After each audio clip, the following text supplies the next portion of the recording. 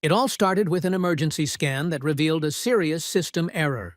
The area where the main character was located must be wiped off the face of the earth. Emily, his sister, disappears along with everything else. He is left alone in the ruins. Robert sat next to his sister, who lay as if dead. He tried to wake her, but she did not answer. Horrible systemic monsters were appearing all around.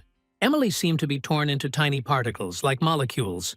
The hero was in despair and could not understand why this happened. All that was left of my sister was a bracelet, a silent witness to her presence. Robert was left alone among enemies and heard that the system considered him a mistake. The threat level was low, but it had to be removed permanently. The hero's soul could not understand why everything ended so suddenly, when their hearts were yearning only for peace and quiet. The world, suffocated by fear of magical creatures, found salvation thanks to the chosen players. They became not just defenders, but a living flame of hope in the darkest times. Over time, players began to treat people as apostates on the strings of their will. They committed cruel acts, and people were powerless to resist. Anyone who was considered a mistake was labeled a bug and removed during testing. The main character was not interested in either moderators or players. His life was already full of trials. During the tests, the world froze as if turned to stone, and only he and his sister glided through the silence like shadows in order to survive. However, one day, due to unsuccessful sharpening of equipment, he lost valuable resources. This left him feeling angry and frustrated at the losses. His sister came and supported him because she was worried about him. He didn't want her to risk her life, but Emily tried to help. In a world where the rules were written by the players, Robert was just noise in the system, a distraction that interfered with the perfect order. Saving his sister was the most important goal that filled his existence. Eventually, the protagonist realized that as long as this system existed, there would be no life, and he decided to put an end to it. The location started to disappear, but Robert received a message about the resumption.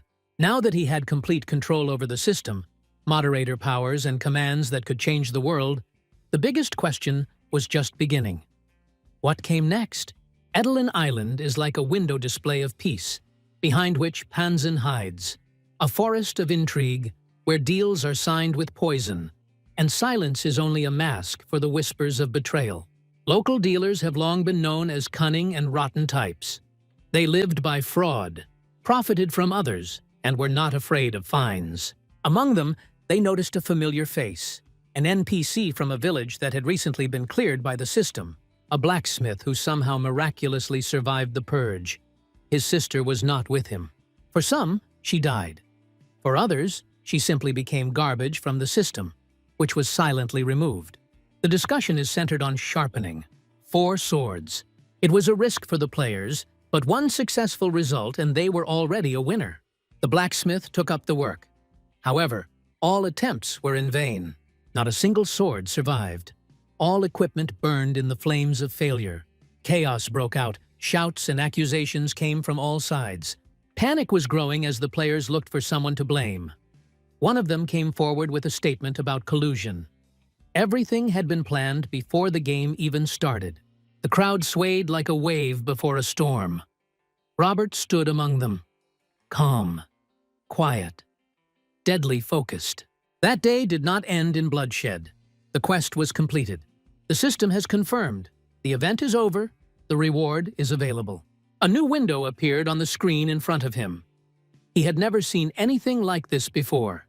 Status, level, experience points. The NPC was given the name Updater and became a participant in events that should not have happened. The parameters were weak, but they did not hold the key. Commands have been unlocked. Among them are Event Update, Opening of Locked 1. These were the functions of the moderator, and now they belonged to him. He was given power, but for this power he demanded a price: revenge. The moderator who resurrected him became a target. Robert agreed to play the role, but not by someone else's rules. He uses this system, and if necessary, he will break it from the inside. Soon, a new quest came, to find an Easter egg. The location was already known. He would leave at dawn. His path led him into the dungeon. a place where players gained power. The fear was there, but it had no power. Compared to that day, all this is trifles. There was a limitation ahead, entry only from level 80, but his level of authority was higher. He could break the rules, and break those who wrote them. The dark corridors of the dungeon stretched further, deeper, hiding monsters in every corner. Players went through these tests every day, pumping themselves up. Robert, although not a player, followed the indicated path like a clockwork. He felt outside of this world, as if reality had changed. Ahead, ancient gates were visible, strange and strangely familiar. He tried to open them, but in vain. They did not give in. There was no way back, so all that was left was to act. Robert remembered his newfound ability and activated the command. The unlocking worked. The gate gave way and opened. Behind it lay an artifact, the same Easter egg, part of the quest. But suddenly a magical creature appeared. The monster attacked, and Robert could barely hold on under its blows. My strength was running out. Every blow was wearing away my endurance. Inside, only anger and the memory of his sister kept him on his feet. He responded with an attack, and unexpectedly, he won. The enemy turned out to be empty inside like a shell. The system mistakenly identified the creature as equipment. This became a chance. He applied the sharpening attempt. The first one is unsuccessful. The second one is a failure again. Finally, a successful reinforcement. The system confirmed success. The Easter egg quest was completed. Moderator capabilities have been increased to level 3. A new ability appeared, editing. This is what he came for. But my strength was running out. My body was giving way. His consciousness began to fade. Robert had to go back. The dark room, lit by a barely noticeable light, silently hid an Easter egg in the center. The evidence of the battle was everywhere. The dungeon keeper was destroyed. There were faint traces of the bug in the air, but the threat level was considered insignificant. The system automatically recorded the incident and activated the teleporter for an emergency report. Robert lay on the stone floor, unconscious, with an unfamiliar girl standing next to him. Her hair was blue, her eyes were attentive. She studied him as if she were seeing him for the first time. She introduced herself as Lily. Her presence seemed calm, but there was something unsettling about it. The system showed that her karma was at its lowest. Dangerous. Robert became wary. Her friendliness seemed unnatural. Lily said she cured him by using a few rare slushies. The wounds on his body actually healed. She undoubtedly saved his life. Lily showed interest in Robert. She had never seen anyone like him. At this point, the system was updated. A new quest was activated. Leveling up. It's good that only he can see the quest windows. This gave him a certain advantage. Not wanting to stay near the suspicious girl, Robert decided to leave. But Lily didn't let up. She found it amusing, but Robert found it irritating. He didn't understand why she was clinging. She just laughed. She said that Robert's weakness could turn into his defeat again. He was about to respond sharply when he suddenly froze. A wolf with huge fangs appeared behind him, angry and hungry. The monster moved quickly. A fight was inevitable. The blood on the clothes attracted predators. There were several of them. Robert refused Lily's help. He must fight on his own. This was his path to strength. Without battles, there would be no growth. He attacked. One wolf, then another. Each blow was heavy. Nearby, in the shadows, an unknown person was watching. His face was hidden. He talked about the Easter egg, wondering how anyone could get it. In theory, this was impossible. The keeper had immortal armor. This stranger was an operator. He did not trust the reports. The moderator could find out everything, so a personal check was required. The invisible network was already reacting. The events of the dungeon changed the balance. The battlefield was silent. The bodies of the wolves lay lifeless around him. He was clutching a sword in his hands. His palms were shaking, and his face showed surprise and exhaustion. Robert managed to survive. A simple NPC overcame several magical creatures. The editing ability saved him again. It was really powerful. The attribute points doubled. This was enough to change the course of the battle. But it cannot be used thoughtlessly. The consequences can be fatal. The level remained unchanged. The experience was 0. It looked suspicious. The path to power lies through deeds and blood. Carry out a task, or go hunting for creatures in which magic boils. Behind him, the girl with blue hair appeared again, a constant shadow nearby.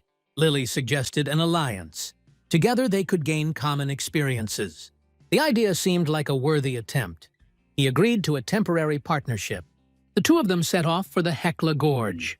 Her skills were impressive. She destroyed enemies with one move. Experience began to flow. Finally, the result appeared. Level of increase. The achievement was significant. He had not had such a result before. But just as he was getting happy, she disappeared. Suddenly and without explanation, an uneasy silence fell around them. There was danger in the air. The system had issued a warning. Things were not going according to plan. No one had the right to touch what belonged to him. The system issued a window. Friend request. Accepted. List updated. Lily's name appeared next to him. For the first time in his life, he had a friend. Together they set out on a journey that would change everything. Lily seemed strange, but she was useful. Although he didn't understand why she had become attached to him. Thanks to the reward from the previous quest, he unlocked a new ability. The system recognized him differently. Now he was someone new. Now he could level up on his own, without help. The forces grew. What was once seemed a helpless shadow of the present. He thought, if these opportunities had been available earlier, everything could have been different. A new path was opening up ahead, and he was ready for it. Their route led to an amazing place, an abandoned sector. The space seemed dead. There was a strange silence. Lily called it a bad sector, a system error left behind by the purge. These zones preserved themselves and became dangerous. No one knew what could appear there. Time passed differently here. He had no reason to go in, but something was pulling him in. His instinct told him that something important was going to happen here. His companion was surprised. After all, only moderators and operators are allowed there. But he changed, and that's why he could pass. The bad sector inside was devastated, but not without life. A figure appeared among the dark debris. It was a child. Her energy was unnatural, too strong for a simple NPC. Her name was Helen, and she was sick. The unknown man named Jake turned out to be her bodyguard. Among the rubbish and magical clots, he looked worried. The symptoms of the disease had worsened. They didn't know why now. Jake looked confused. He didn't know how to help her. The system suddenly gave an alarm. An error was detected. An emergency quest has been added. Conditions: destroy the source of the failure. He prepared himself, because he knew that this task would not be easy. Inside the bad sector, everything was unnaturally quiet, almost eerie. Robert watched the girl lie in the wreckage of code, barely breathing as the bug grew around her. The toxic instability everyone feared.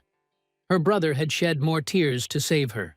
Nobody believed that she could still be saved. Everyone had already resigned themselves to it. But Robert stood there, unmoving.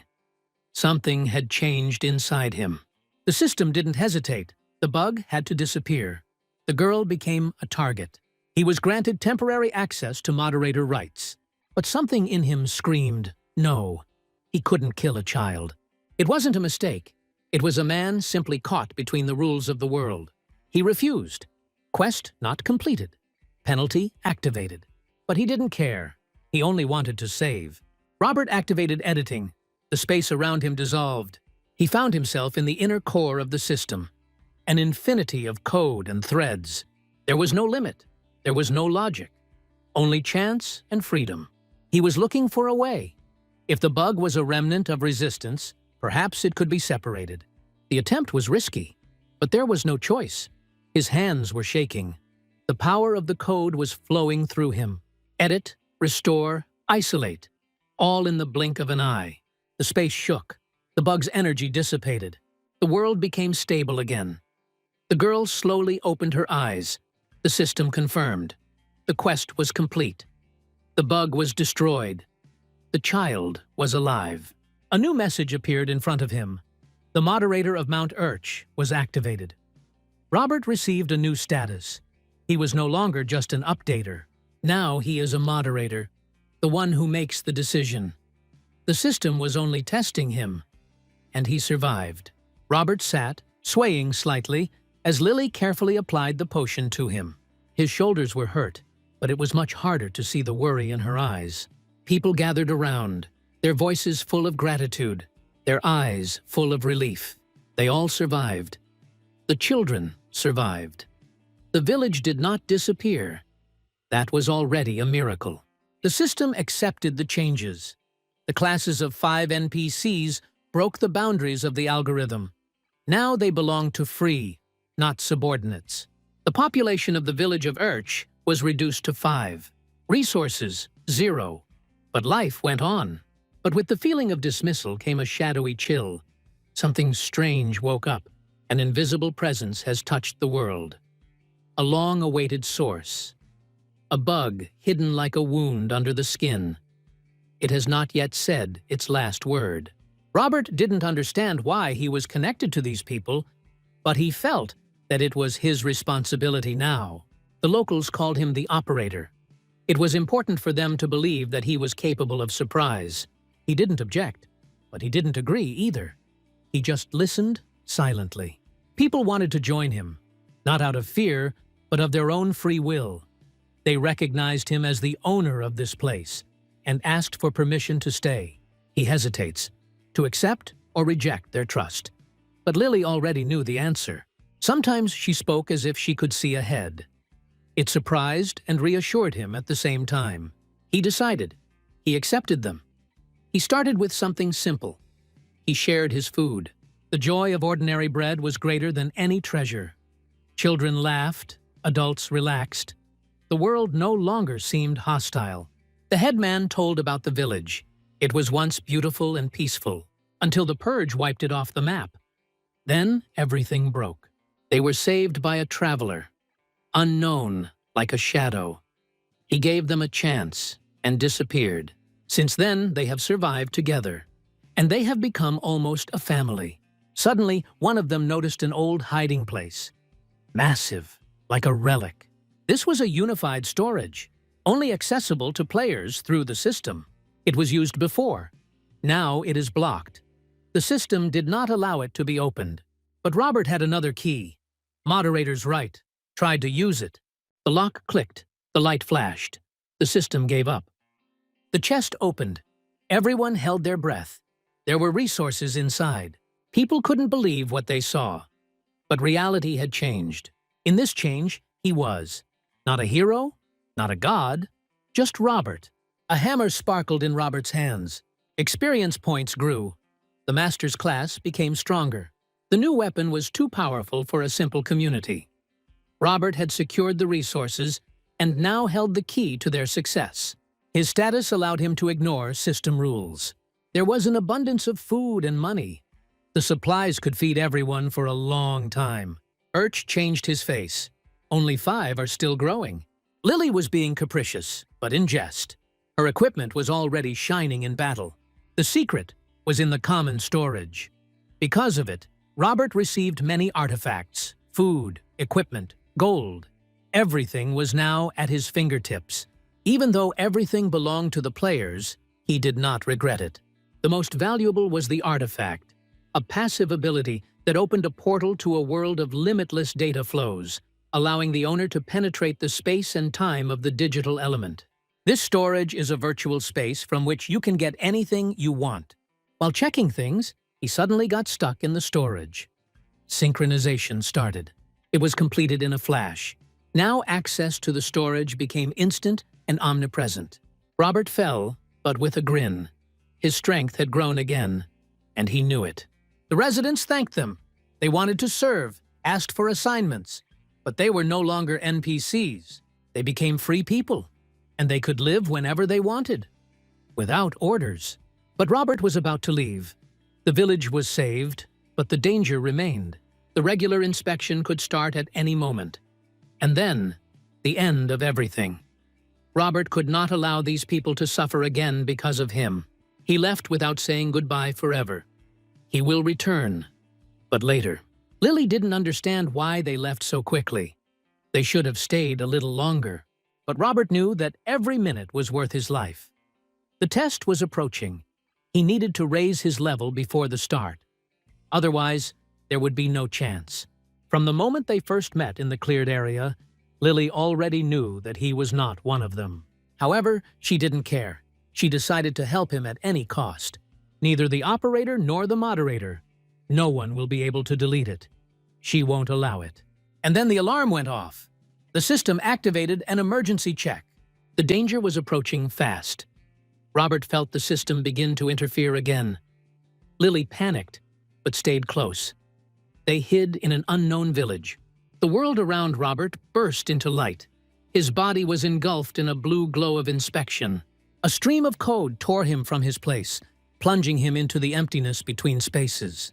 He fell into a new zone, a huge area filled with thousands of players. Neutral announcement zone. Here, everyone waited for the system check to be completed. Robert watched the crowd carefully, looking for answers among the strangers.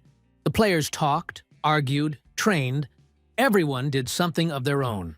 Some complained of boredom, others boasted of their achievements. Chaos reigned. Someone accidentally pushed Robert. The aggressive player started the provocation. Robert stood quietly, ignoring the blows, not wanting to attract attention. But suddenly, he was protected by a stranger with the symbol of the Lion Guild on his clothes. It was Kevin, a member of the famous guild Griffin. He broke up the conflict. He turned out to be friendly and invited Robert to join his guild. After he left, Robert was left alone with his thoughts. He realized that not all players here are enemies. There is still a good place left in the world. Lily suddenly appeared, acting confident and keeping an eye on everything. She paved the way to him quickly and clearly, with one short but convincing lesson for the aggressor. The gift in her hands reminded him that she was always one step ahead. The air around thickened. The system was preparing to return to the real world. A tall tower. 3 operators sat behind monitors glittering with numbers. Mia tapped her fingers nervously. The company had dwindled to a minimum. Lloyd had not come. Zeno frowned. Lloyd wrote that he found a bug. But how strong? Selina smiled, although she also felt anxious. She saw something interesting. On the screen, a silhouette. The same. Robert, the NPC who should not be alive. The emergency check was completed quickly, suspiciously quickly. No new events, just a short message about bug fix. In the space of verification, Lily suddenly stopped. Her voice became mechanical. The system intervened. Someone used special rights to subjugate it. She disappeared into thin air, leaving Robert alone. Alone in an empty dimension, he looks around. But something has already changed. There is a figure in front of him. Power and cold hang over him. A warning was given, which sounded more like an accusation. The line had been crossed, Roberto, and the consequences were already near. The cameraman showed up, and he wasn't going to admire. Robert's eyes narrowed. The system began editing. All stats at 600 strength. Spirit. Intelligence. Endurance. A complete reboot of his code. The monster struck first. His body moved on instinct, fighting against the cruelty. It was a test. The operator touched the ground. His eyes were no longer looking for a challenge, only disappointment, which was hard to miss. He used the special ability, Remove. But even in the darkness, he was not going to disappear. The energy of removal collided with Robert's new essence, a systemic conflict. Lloyd stood in amazement. His operator powers were powerless against this object. Error? Insufficient rights. The system refused to carry out the deletion order. This wasn't just a bug. Robert had become something else, something undefined by the system. For the first time, Lloyd had encountered something that exceeded even his privileges. Robert's strength grew. But he also understood that he was not able to defeat Lloyd now. Even though the attack was repelled, the resources were almost exhausted. The operator activated a new form, his appearance distorted with rage. The image of the executioner, the symbol of absolute purge. He no longer held back. But Robert was ready. Update. Cloud absorption activated. An alien force was drawn into a space where he dictated the rules. No explanations about moderator rights. Just silence and a look that glowed with confidence. The portal behind began to expand. The space trembled. Lloyd rushed after him, but it was too late. The portal swallowed Robert. He is unstoppable. He is no longer part of the script. He is the new code. Chaos reigned in the city, at the system storage. People complained. Objects disappeared. Errors appeared. Robert emerged from the open storage area. In front of the crowd, a wave of indignation swept through the servers. Something had happened, and there was no signal from the control. The silence was louder than a scream. There was panic at the top of the system. The operators were arguing. Mia tried to assemble a team, but Lloyd refused. His goal is one, to destroy Robert at any cost. No compromises, no doubts, no moral limits will stop him. Everything he does, every step he takes, every thought he thinks is subordinated only to this. Mycenae. A city breathing peace suddenly became a trap for someone who should not exist. Robert appeared on its outskirts, his body almost whole, his mind full of a burning premonition. He checked his friends list. Kevin was silent. Lily had disappeared. It seemed like a bad sign. He had no right to hesitate. Knowing the stubbornness of the operators, staying here would be suicide. Although the camouflage system covered his tracks, Robert did not believe that his pursuers would give up. The city seemed familiar. He had once fled from here with Emily. Anxiety grew in his chest. Something or someone was already starting to follow him. The tracks in the dust led away from the main roads. He set off without hesitation. Wall. Dead corner? Number. The system tried to warn him. The zone is out of protection. Entry is prohibited. But for the one they wanted to erase, the prohibitions no longer mattered. The passage led down to where protocols did not apply and drones did not fly. The dungeon was not like the usual zones. Everything here was alive, breathing its own will. He had just stepped forward when he heard a voice and a cry. Invasion! People came out of the shadows, but they weren't players. Their eyes glowed with a strange light. The attack began instantly. The woman named Siri did not expect an explanation. Robert's shield appeared at the last moment. The spell disintegrated into sparks. Her gaze read one thing: destroy. But when she saw that he was a player, her rage only grew. Sirius was the name they repeated with respect. The one who created this place. He allegedly saved them during a massive system cleanup. Robert was led to the heart of this forbidden zone. There, in the shadow of the underground temple, he saw a creature. A huge dragon breathing with the old power. That was Sirius. An ancient hall, shrouded in the fog of code. In the very center is a huge dragon. His gaze pierced reality. It was Sirius, the patron spirit, the living legend. Robert froze. To see such a creature here was against all logic of the system. Sirius looked at him silently, his fiery eyes shining with understanding and hope. The eye of the dragon revealed fragments of Robert's past to him, and Sirius was touched. It was the first time he saw someone who not only had power, but also the ability to heal bugs. Hope has arrived after millennia of silent observation. For the first time, a chance for healing. Sirius turned to Robert with a request: to save those he was hiding. More than 50 designated as bugs. They survived only because of him. But Sirius is weak. His powers no longer held back the danger. Time passed. He offered his star. The reward didn't matter to Robert. He accepted the quest, not for the sake of profit. He will destroy everything that threatens these people. The bug is the system itself. He doesn't care. The cleansing began. A stream of light engulfed every godded NPC. One by one, they changed.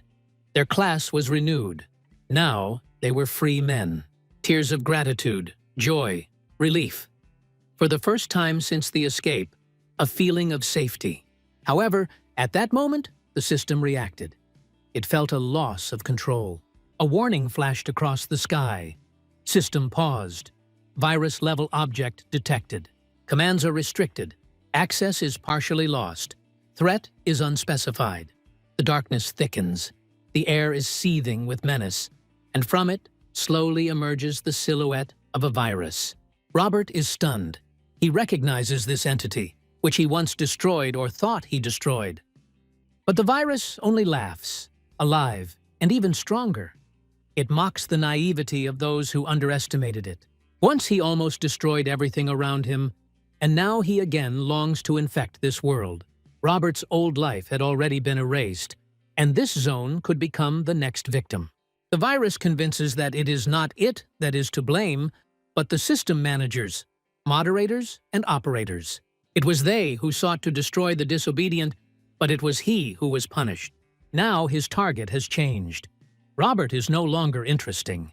He has found a new victim, a more interesting object to infect. Suddenly, the infection begins. The virus ignores all attempts at resistance. The system crashes. The protective screen disappears. The place becomes his territory, hidden from the moderator. The virus begins to infect again, repeatedly. It demands the absolute destruction of all living things. But suddenly something goes wrong. Robert resists the virus. The system reacts. Failures, errors, instability.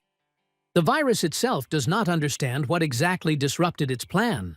He asks if Robert really thinks he can stand up without protection, but Robert doesn't give up.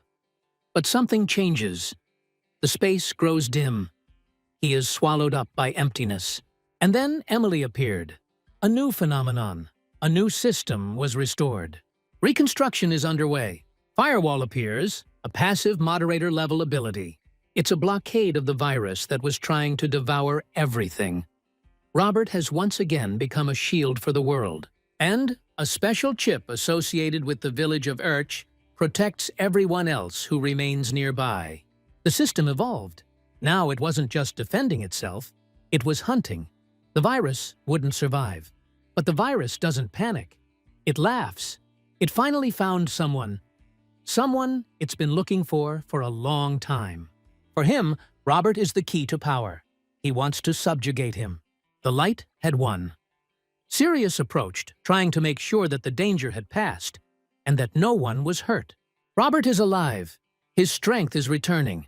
And everyone admits he saved the situation again. But the threat is not yet destroyed. If it is not finished off, it may return. Only now has it become known. Sirius did not warn about the main thing. The virus was able to divide, multiply, and copy itself. Robert stood in the heart of the storm, his sword blazing with an alien, incomprehensible power, as if the chaos itself were feeding it. The virus seemed to have been defeated. Sirius lay motionless, and hope was fading. Robert called him, begged him to come to his senses, but he did not respond, as if he had been erased from the inside. Suddenly the voice of the virus cut through the space again. It was not destroyed. Only a moderator could do that. Even deletion had no effect. The virus mocked, amused by pain and despondency. Robert had the right to use the removal as much as he wanted, but it was still not enough. This has happened in the past.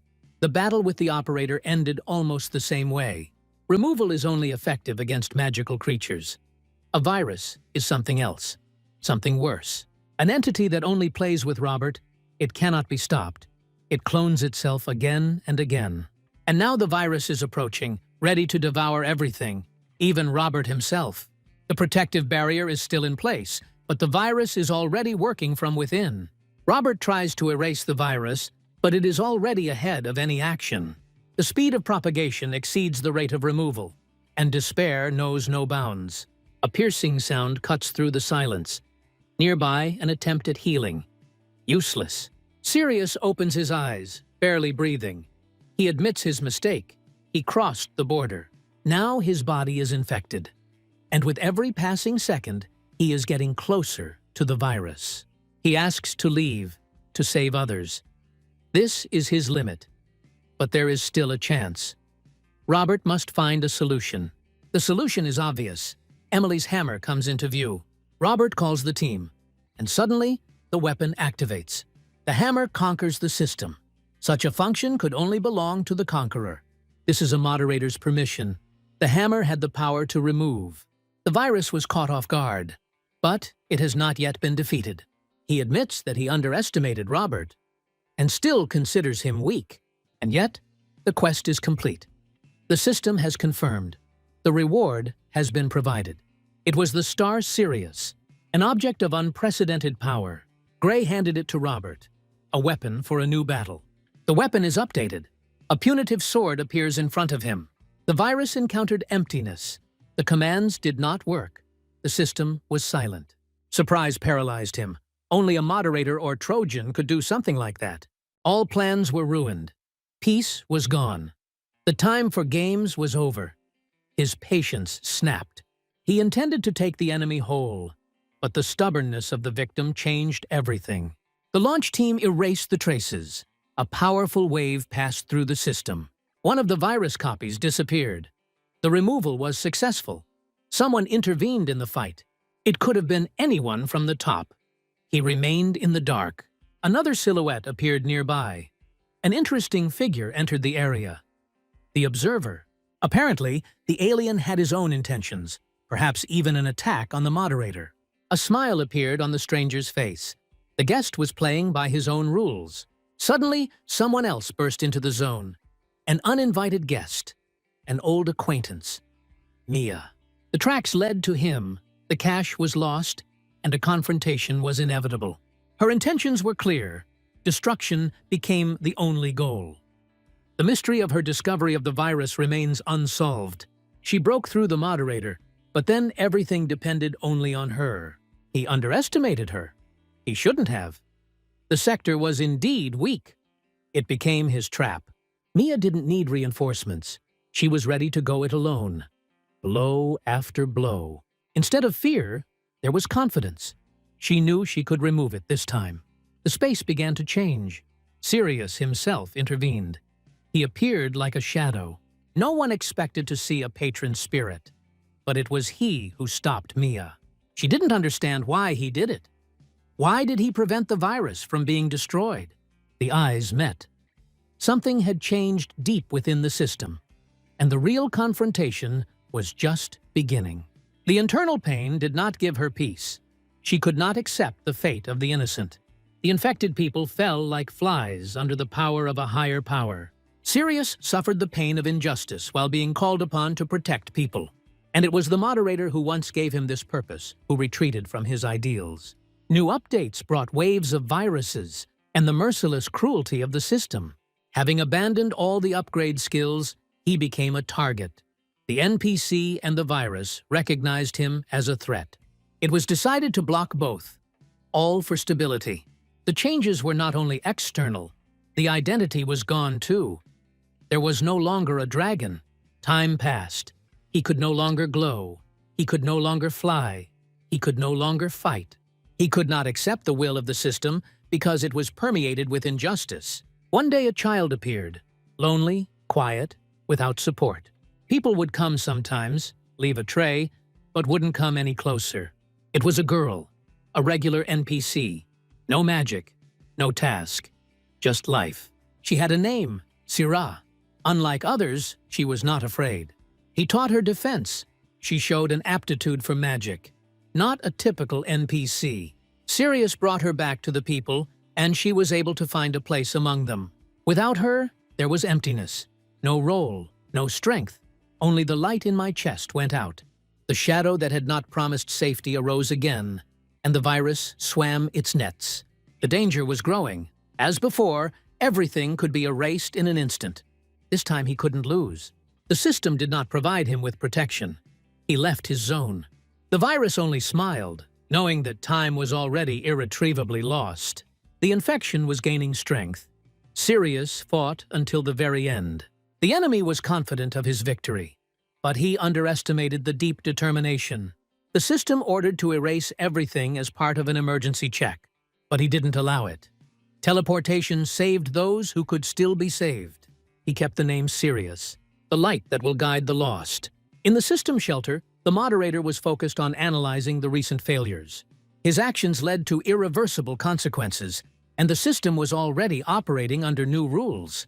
Meanwhile, Robert emerged from the digital space, leading a group of survivors. With his new abilities, he was able to avoid the disaster and save the lives of others. Gray was among those saved. grateful to him for the chance to live. Previously, Robert managed to destroy Sirius's voice before it completely became a virus. Gray believed that this was how the dragon wanted to end his journey, without harming others. The system recognized the one protected by the dragon. Another 50 people joined Urch. On the way to his new home, Robert was interested in the star left by Sirius. Gray had only fragmentary knowledge of it. The star was the source of his power. The dragon always protected her as the most valuable thing, but did not reveal the exact meaning. Having absorbed the star, Robert felt his powers as a moderator expand dramatically. He realized that if the star had gotten into the virus, the world would not have been saved. Eventually, they reached the village of Urch. The place was neglected, almost abandoned. It had only 5 inhabitants and was in need of major restoration.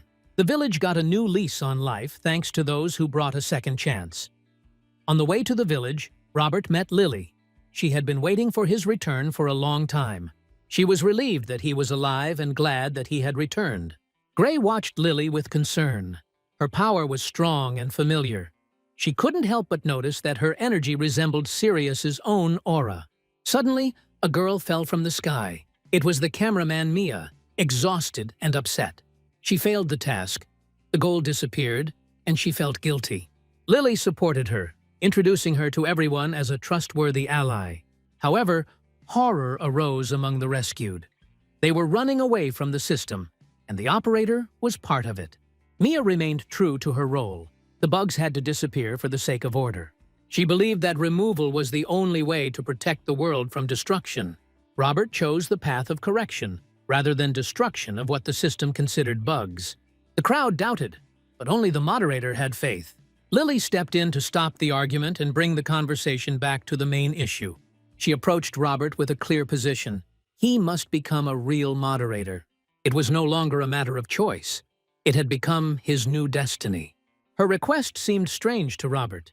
He didn't see himself as a moderator. He did not trust the situation. Its plans and operators seemed opaque. There was determination in her voice. It was time to reshuffle the cards of power. She promised the truth in time, but for now she asked only for faith without explanations. She had touched a sore spot, his thirst for revenge. Together, they could act. Due to the restrictions, Lily was stripped of most of her system powers. She inspired Robert to take on the challenge of creating his own content. Only those who have lived through this world themselves can become real moderators. Mia, listening, sarcastically questioned Lily's choice. She felt that she herself would have been a better moderator, not Robert. Meanwhile, the locals reminded Robert of his promise to share the supplies with everyone. Mia was not happy about agreeing to reuse the storage facility. She had seen it being stolen. Lily, meanwhile, slipped Robert some potion to remedy the situation. Mia became angry and threatened to lock the vault due to Lily's silence. The girl with blue eyes confirmed that Mia had also joined their plan. While Robert was out of reach, Lily negotiated with the operators. To distract the system, she confronted it with other threats. The talk was about new enemies of the system, no less dangerous creatures. Robert recalled his encounter with the virus that had threatened him in the past. Lily became worried. If the viruses already knew about Robert's power, it was dangerous. She was shocked. How did he survive after contact with the virus? Robert confirmed that he was indeed saved. Otherwise, he would not have survived. This made Lily wonder if he really was cut out for the role of moderator. Robert reproached for destroying the NPC. Lily admitted the system acted rudely due to lack of resources. The system destroyed not those who were infected, but those who simply happened to be nearby. Robert did not forgive the system. He decided to lead it and bring justice. Seeing the fire in his eyes, Lily promised to help and remembered the needs of the operators. The first of them, Lily offered to become one herself, as a loyal ally. The atmosphere in the castle where the operators were gathered was tense. The silhouettes of high-level agents lined up around a long table. Lloyd was unhappy. Work was waiting, and time was wasted on chatter. Mia calmly waited for the right moment, not getting into an argument right away. Other operators also questioned whether there was a basis for an emergency meeting. Mia finally revealed the reason. She had discovered the main body of the virus. It was a worm. one of the most dangerous of the so-called viruses. Its cloning threatened the stability of the system.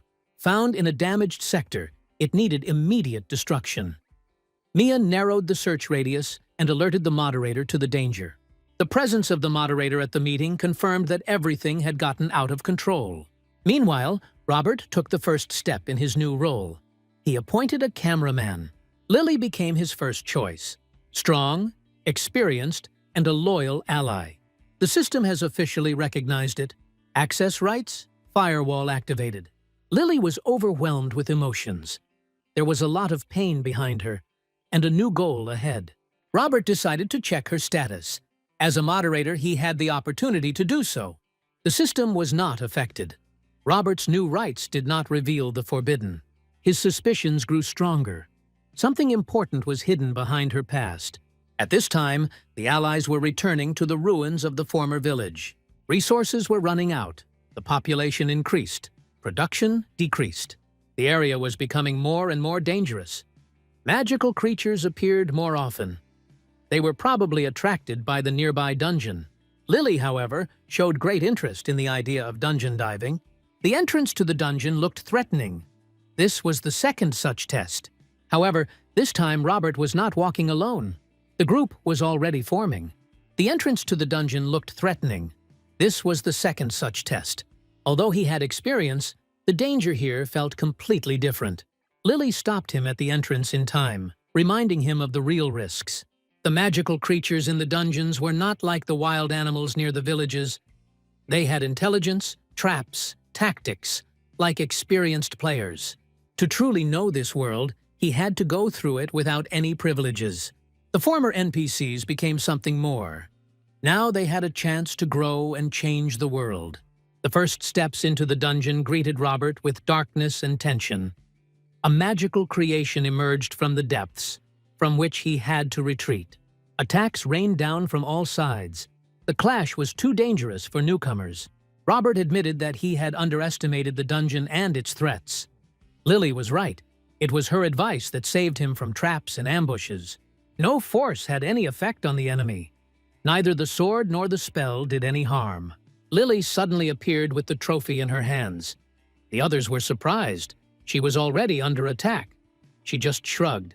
The players' levels have increased. Robert is already at 50th. They acted with dignity, surprising their elders.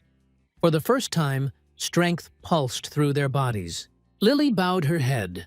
Without Robert, their growth would not have been possible. Continuing on, they came across a new entrance, which was emitting powerful energy. Everyone was drowning in doubts, but Robert understood. He had to go. There was no way back. The Greys were worried. Death now meant the end. Rebirth was gone. Robert explained that the firewall protects them from final destruction. Death is temporary. The respawn point was in the village of Urch, inaccessible to players. The time to act had come. A large enemy was hiding behind the door, his skull looking at them. Suddenly, everyone found themselves in the village of Urch, alive, albeit confused. Robert tried to understand what had happened. Everything had started smoothly, and then everything had ended. They were covered by a wave of total destruction. The boss left no chance. His special technique proved fatal for everyone. Each boss had a unique fighting style. Without knowing its essence, you cannot defeat it. Her words were clear.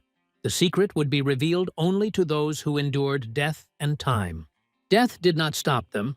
Robert fought, guided only by his own skill. Finally, the moment of breakthrough came. The attack had passed. The boss was vulnerable. This was their chance. Together, they delivered the decisive blow. The system confirmed the victory. The Urch dungeon shaft was cleared. Robert reached level 60.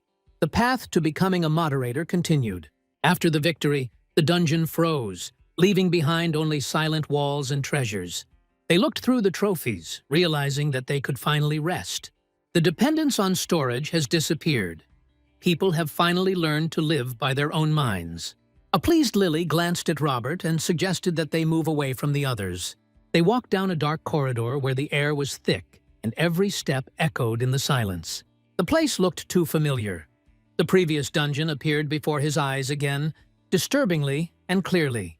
Doubts and fears came back to life in Robert because the resemblance did not bode well.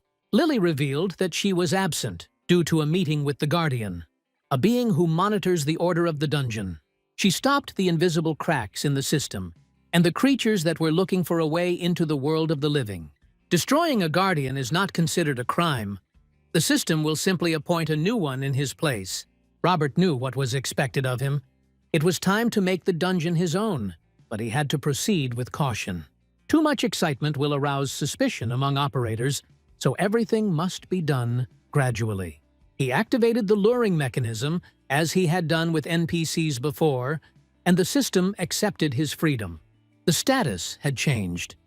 Now he was the new dungeon moderator, and the keeper had bowed in submission. Lily called it the beginning. His journey as a real moderator was just beginning. But Robert needed help. He needed people he could trust to take control. Despite her strength, Lily couldn't stay here. He needed her by his side in the battles to come. They both knew that the real test was just approaching and that there was almost no time left. Meanwhile, Siri and Jason are surprised to learn that they will have to become operators. Although they doubted, Robert had already made up his mind. The trust of the community had made the choice for them.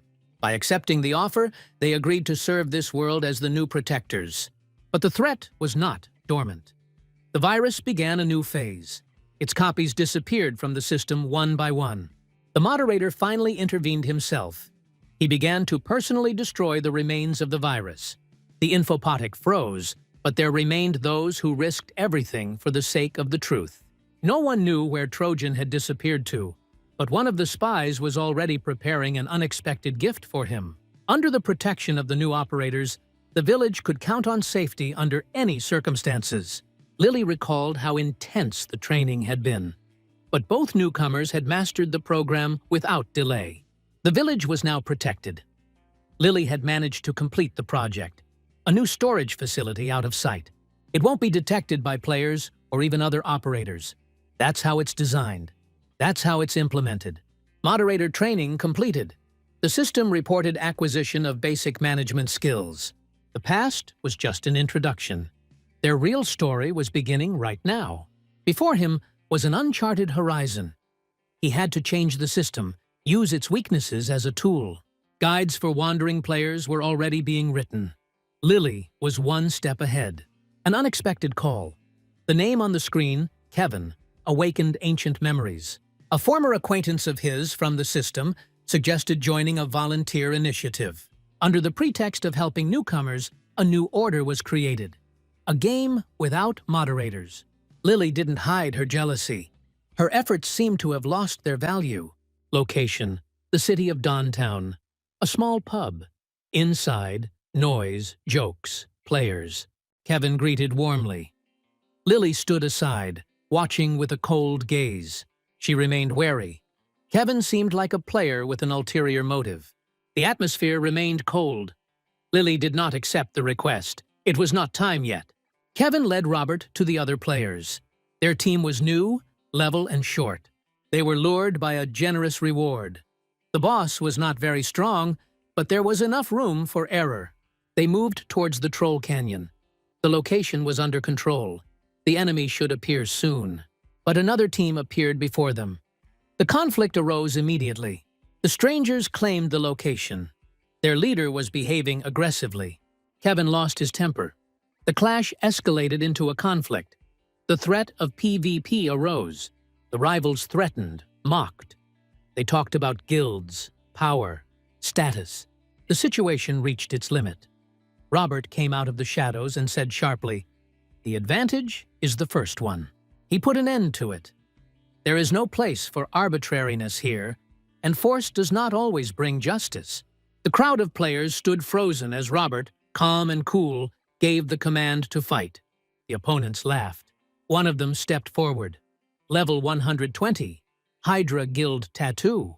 He proclaimed himself the successor to the branch head, showing disdain and contempt. Kevin decided to intervene. His voice sounded confident. He would not stand aside any longer. Griffin's will became law, and he accepted its burden without fear. The enemy from the Hydra Guild continued to boast. He called the battle a mere formality, false illusion. The fight has just begun. Robert hit. The Hydra player fell with the skull. His boasting turned to shame. The magic Robert used was unfamiliar to him. He activated a hidden boost. His stats doubled. The speed of his movements became lightning fast. His blow was fatal. The giant from Hydra fell, humiliated. Robert's team rejoiced. The attackers fled, unable to believe their defeat. Kevin froze. His height had changed, and he couldn't figure out how. The players around him applauded. Some immediately added him to their friends. Experience is priceless. Rewards are dust. Robert's poop fell. Kevin just shrugged.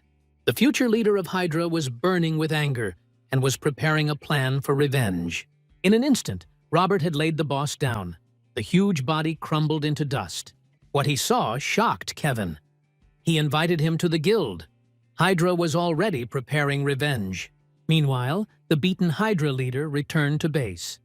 The shame had not yet been erased from his face. The mentor's gaze burned with contempt. Defeat is unworthy of a leader, but the rules of the guild were simple. An enemy who touched one of them had to pay a price. He was allowed to gather a squad. The task, to destroy Robert. But suddenly, Lily appeared. Her movement was instantaneous. She grabbed the enemy, began to strangle him like a shadow in the darkness. He did not even have time to react. His eyes widened in horror, but it was too late. The situation was getting out of control. The Hydra Guild branch hall was in chaos. The guild members tried to take matters into their own hands. They couldn't believe that their warriors couldn't handle one girl. The hunt began. Lily became the target. The future head of Hydra scoffed. His words were filled with venom. But the self-confidence quickly faded. Because as soon as the battle began, everything went wrong. They underestimated her. In an instant, several players fell. Lily didn't just hit, she destroyed. The sword was buried in the ground. She stood over her fallen opponents, unperturbed as a rock. At the same time, the head of Hydra appeared in the branch. His anger knew no bounds. His sword glowed with magic. A bright green flame filled with poison. She was silent, watching everything boil around her. Lily entered the hall, holding the head of the Hydra. Her eyes looked coldly at those present. All eyes turned to the new arrival. His name was Avand, an influential figure in the guild. He could not come to terms with the fact that a stranger had defeated even his trusted ones. Avand began his attack. His magic crackled, the sky darkened, the air compressed. But even his most powerful skill did not harm her. Lily stood unharmed. His surprise was genuine. It shouldn't be like this. This was absolute power, but she was different. Lily held his face. It seemed like his whole being was being squeezed. She didn't come here just like that. She wanted to warn. In her eyes, the end. In her words, punishment. The next meeting will be fatal. Avon fell, destroyed. His pride was shattered. Even the experienced players froze. Something about her gave away the true rancor. Lily soared into the sky. Her power engulfed the entire space like an explosion. Avand was crushed, and the branch fell silent. Avon's body seemed lifeless among the ruins, but his faint breathing betrayed his life. The fall was bitter. The power was lost. The level was lowered. The pride was extinguished. Her gaze burned in memory. She destroyed everything, and only revenge remained in him. Meanwhile, peace reigned in the city of Dawntown. The news of the destroyed Hydra Guild has not yet reached here. With danger looming, Kevin offered to join Griffin again. He followed the advice on her lips. Robert decided to ignore her. A moment before the farewell, Lily emerged from the shadows. Her gait was light, but there was a force in the air. Robert realized that the danger had passed thanks to her. He hadn't asked for it, but she had already done everything. The Hydra Guild was erased. The residents talked about the rancor, and Lily was happy. The danger was over. From the light cloud, Robert pulled out a small pendant. Star-shaped, a simple piece made with warmth. His magic maintained the connection and the distance. Lily accepted the gift with silent understanding. The shadow fell on the other side of the city. In the fortress of the moderators, Mia returned without an answer. She was met with suspicion. The moderator spoke about the main body of the worm. His voice was even, but every word was like a blow. Mia tried to defend herself by releasing yellow magic. A circle of energy filled the room. The space shook. The moderator's sword cut through the air. Magic twisted. But suddenly, everything stopped. The air was filled with a power that belonged to no one. A girl with hair the color of the sun emerged from the glow. Her gaze was cold, but deep, like an abyss. Lady Proion spoke as firmly as light. Her words about the prohibition of fights stopped everyone. In the ruins, the moderator quarreled with Mia. Surveillance will continue. Nonsense is prohibited. Offended, she moved away, and the trail silently followed her. The operators were shocked by Xenon's battle, blamed Mia, and decided not to interfere. Conversation with the city in the background. Robert is happy with the guild, but wants the operator's advice. Lily spoke enthusiastically about the guild, where the head of the Griffins was a very good person. She dreamed of her own guild and instantly found herself in the village of Urch. Gray happily boasted about the house, which was installed in a good location, and Robert assured that the materials were already in the village's cloud storage. She pushed the workers, striving to make the new guild the ideal place for great feats. The guild hall had not yet risen above the ground. All that was left was to watch the construction silently work its miracle. Robert and Lily walked towards the majestic tower that rose through the clouds in the darkness of the fires. This challenge tower, like a mysterious giant, attracted players. Robert did not go for treasures or records, but for excitement and the path to new heights. He chose the path of honesty, like an artist carefully drawing every stroke. Here, not the level, but the ability to weave skills into a perfect pattern was the key to success. Lily began testing Robert's abilities. All the skills in his arsenal sparkled. It seemed like an incredible miracle. She laid out all the cards. His level was modest, but victories were brought by rare, powerful skills that worked miracles. Lily beamed with joy. He had been chosen, like a star illuminating a dark night. The title of moderator was just around the corner. He was walking towards it like the wind bringing change. Robert entered the tower, where the first monster was waiting. Menacing, large, with a flame of rage in his eyes. A few blows, and the monster was knocked down, but he remained unshakable, without shedding a drop of blood. After the battle, Robert's level rose like the rising of the sun, and Lily watched in admiration as he skillfully weaved his skills into a single melody. There was more to come. With each floor, the skill combinations became more complex and powerful. There were 50 floors in total, and Robert had already destroyed half of the monsters thanks to his speed and agility. He continued to conquer floors, but the monsters did not succumb to the usual combinations. The last fight, Robert was close to his goal. He realized it was time to use magic skills. The combination was used for the first time, and in his mind he was already saying goodbye to the enemy. The waste has been destroyed. The level went up. Robert smiled cheekily. The last floor, the 50th, remains, the most difficult of all. Entering the floor, Robert was surprised. He had once met this creature. They came across a cursed barrier that blocked their path. Suddenly, Robert's skills began to rapidly weaken. It was clear that the last boss would not be easy. But he didn't give up. He activated a new skill, but it suddenly disappeared and was cancelled. The boss was so powerful that no skill or combination could penetrate him. He remained safe and sound. Robert sprang into action, using every weapon and skill at his disposal. He even resorted to magic. He was determined to destroy this scum at any cost. Victory! Robert set a new record, exhausted but full of joy. He had to find a way out. It was time to go back. His gaze fell on the portal. Strange and bizarre, it beckoned with the unknown.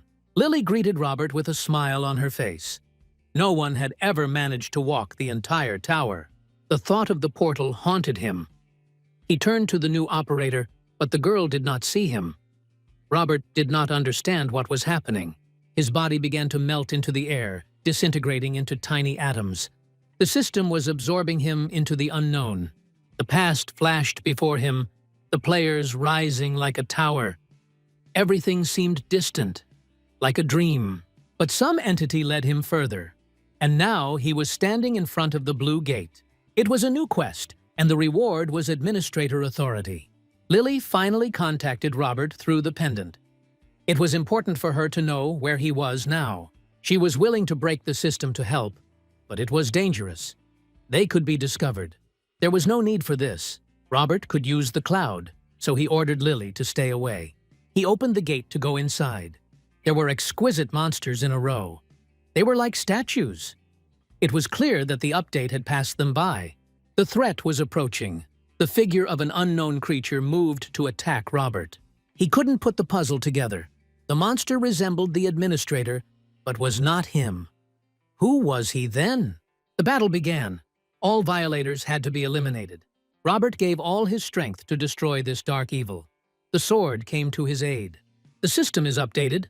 Everything works. The monster is thinking about how to defeat Robert.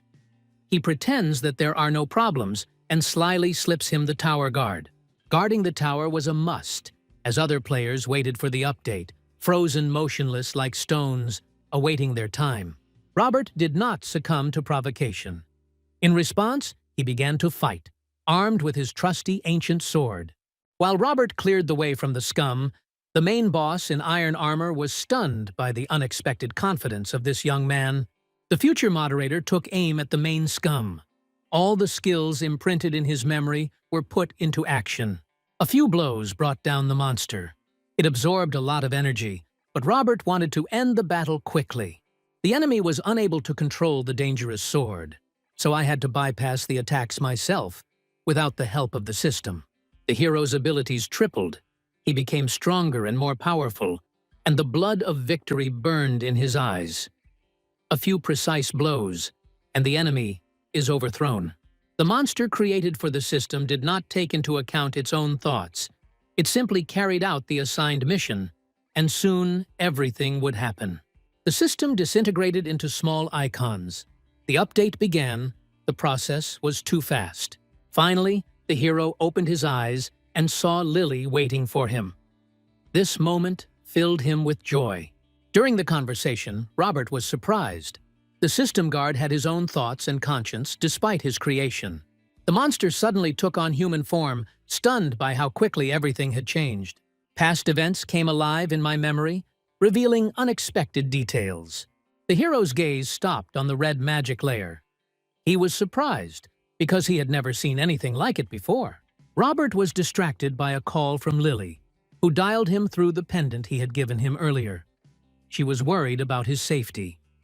The couple found themselves in Town, a beer joint they had visited many times before. The conversation touched on his receipt of a high-ranking Guardian core.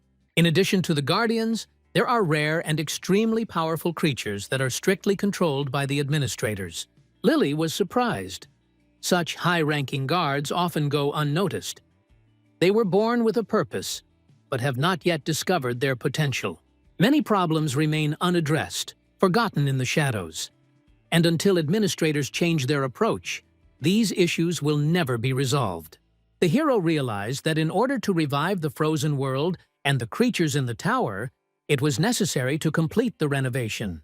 As soon as this thought arose, Robert's body disintegrated into atoms. It was time to find a new shell for further steps. The system had discovered a new entity, and now the most important thing remained: to choose a name that would become the new identity in the updated world. He used to be a regular NPC, but that role quickly became a thing of the past. Now his new name is Theodore, a symbol of the beginning of a new path. The upgrade was flawless. The new entity recognized Robert and, as if revived, expressed deep gratitude for this second chance. Theodore has now become a high-ranking guardian of the administrator, a loyal protector who will always follow him, no matter what. The location of the virus had been discovered. Unbelievably, it had been found among the hiding places. Hundreds of copies had already been destroyed, and it seemed that the administrator was determined this time. It looks like the moderator has made the final decision to delete it permanently. Finally, the virus is destroyed! But he rose again, spreading poison. Procyon came, her magic cleansing the world. There was a blaze of power in her eyes. She kept saying, "She will destroy the virus herself, no matter what." The virus is multiplied at the speed of light, while the admin was looking for the mysterious blonde. Having shed the shell of the administrator, a tired but determined man remained. He was still fighting. Everything froze. His consciousness was swallowed by a strange, unknown emptiness. The virus disintegrated into particles, erosion. It created its own kind to destroy the admin. Parts of the virus were consuming the warrior, but he, with the instantly destructive power of the sphere, did not give up. He must disappear forever. This is his inevitable fate. The scum is wiped off the face of the earth forever. The virus accounting became human. Thoughts about the difficult restoration of copies did not give rest. After the fierce battle, Procyon approached the administrator and anxiously asked if he was alive. Having called the name, he entered a light blue hole in space, beckoning with mystery. In the administration room, he studied the secret reports from Zeno about the strange behavior of the suspicious Mia. She was a concern. It all started with the connection with Lily. It was dangerous to trust her now. A fragment surfaced in the administrator's memory. He wiped Robert off the face of the earth, but he survived and gained the power of an admin. He went to remove the hero from the face of the earth, but the test failed. He had a higher number than the high-ranking official. The administrator revealed all his cards. This was Mr. Trojan. Procyon risked everything to find him. In the distant expanses of the village of Urch, a guard appeared, Mr. Theodore. With calm confidence, he declared that he would restore order as far as his strength and will would allow. Robert thought, the loyalty of the bodyguards was almost blind. Perhaps long neglect had turned them into fanatics. Soon, the magical monsters will be exterminated, without regret or hesitation. Their goal, to restore order and protect the world from darkness. The dark creatures were just bait, a weapon for the growth of players. In a dialogue between Lily and Robert, it was revealed that they could only be destroyed by a violent virus or the collapse of a cruel system. The protagonist realized that the scum did not attack because they did not leave their territory. They were controlled by the system. Robert and Lily arrived in the changed village of Erda and took an interest in the lives of the residents. The kids were happy to hug Robert, but he was interested in the new administrators, Siri and Jake. Once in the dungeon, he saw the faces of the followers with double glasses. Theo joined the conversation. Watching them, he noticed that they looked like operators, who looked at him strangely, as if trying to figure out who he was. He has revealed all his cards. He is a high-ranking guard. He asked about the village, whether anything had changed since he left. But their faces fell. Something serious had happened. Players came without causing harm, exchanged a few items, spent the day, and quietly left. Robert planned to block off the area so they wouldn't come again. They could be dangerous. He gave Theo the order to test the new team he had received. With Robert leveling up, the new team needs to be prepared for battle. Real administrators must be able to create content. The moment of the players' battle in the tower flashed through my memory. It is not enough to simply copy. You need to create a new image better than the original. The update was successful. It's time to choose a name for the new content. A bathhouse appeared out of nowhere, like a mushroom after rain. Theo received orders to manage the construction and keep an eye on the villagers. The tower looked like a work of art. For such feats, Lily praised Robert, hinting at his primacy. A clash between the players began. There were many valuable items in the village. Information flew around like lightning. They were trying to get hold of everything. One by one, they carried out the treasures, trying to seize all the wealth. The smell of money is in the air. They flocked to the loot like bees to honey. Nothing had changed in the system, but when they approached the village, they froze in bewilderment. A new tower had appeared, which they had not seen before, and the system did not show it. The village didn't seem special, so they moved on to the forge. The blacksmiths thanked Mr. Robert with respect. It was he who opened the doors to new technologies for them and supplied them with rare, select materials that could not be found anywhere else. Inside, Players looked at the merchandise with delight. The weapons and armor sparkled with craftsmanship. They wanted to buy at least a few, but there was not a single price tag, as if the items had a will of their own. The food had been tasteless lately, and the blacksmiths, tired of the monotonous diet, asked the players if they would share their provisions. In exchange, they were willing to give away weapons for free. The other players cleverly reached the village, and seeing the house, kicked the door down with all their might. They began to mercilessly destroy everything that caught their eye. The villagers tried to stop these barbarians, but one of the players grabbed one by the neck and humiliatingly threatened to kill him. Gray came out, shrouded in magic, with only one opinion: to cleanse the village of evil spirits. Robert came to after a long blackout, his body groaning from the commands, and Lily was there. He was unconscious all day, probably after the attack. It will be easier when he learns to lead teams. The peasants' eyes glistened with happy tears. Robert had woken up, and they saw him as their leader. The peasants' happiness was interrupted by Sophia. Furious, she burst in with the news that one of the players was causing real chaos. They mercilessly destroyed the village. The gradient attack happened suddenly, like a bolt from the blue. Without hesitation, Robert came and destroyed the scoundrels. In one of the scumbags, the hero recognized a familiar soul, a sinister jewel thief. Robert couldn't understand why he was here. A few blows, and the scoundrel was punished. The newly elected operators came to Robert's defense, and the player chosen by the system found himself in a state of shock, humiliated and defenseless. The update eliminated all enemy weapons. Robert insistently asked Siri to add the opponents to the blacklist. If they returned, they would be destroyed without mercy. Under his moderation, players couldn't do whatever they wanted. Robert sat down to think of a plan. The scum are not giving up yet. It's only a matter of time. A clear plan and trained operators are required. His plan seemed crazy. He wanted more players to visit the village.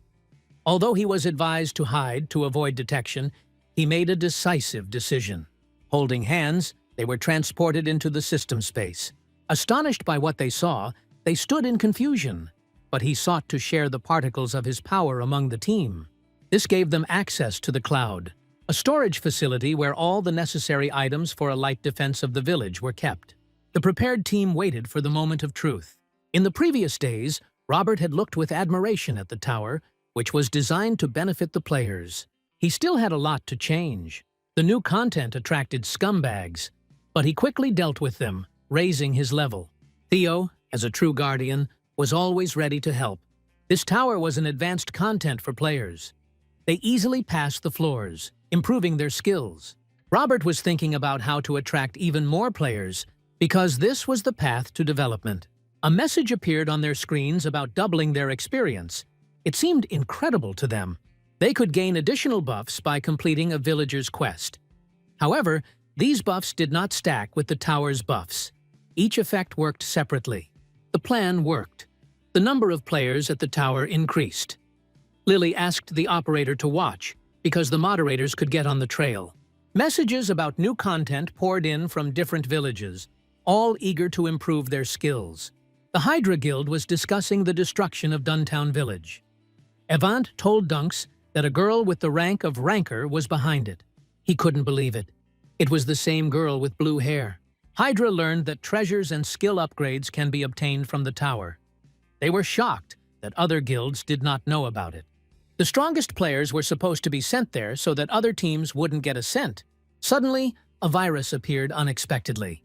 He was eager to find out useful information about the update. The virus was shocked that administrators could create content. It was beyond their authority.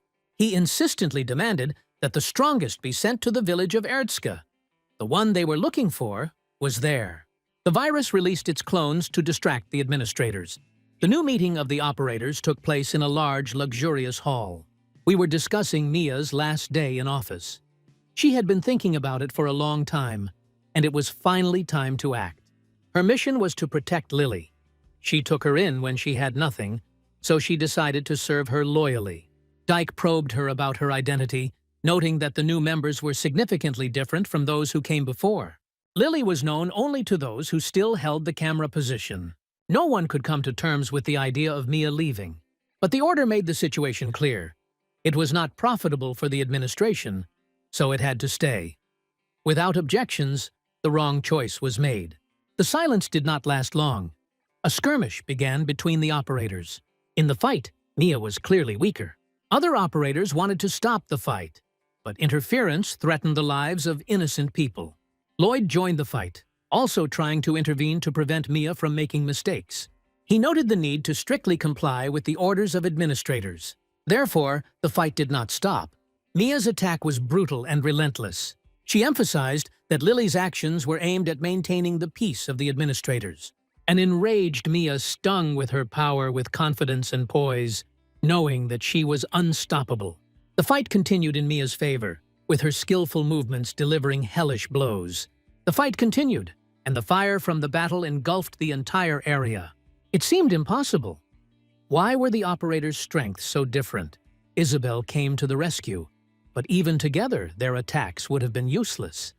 It was as if Mia was feeding on the energy of her opponents. She went on the attack herself, without Lloyd. Isabel was determined to prove that she was worthy of the title of the strongest. The fight continued. 2 people attacked, but the forces were unequal. The battlefield fell silent. Mia had lost, and it seemed unbelievable. There was no peace. The air was filled with invisible tension. And suddenly, from space, Mia burst into flames. She doesn't give up so quickly. The operator's eyes were filled with bewilderment and surprise. Where did she get so much strength? And suddenly Zeno came to the rescue from space. He was stunned.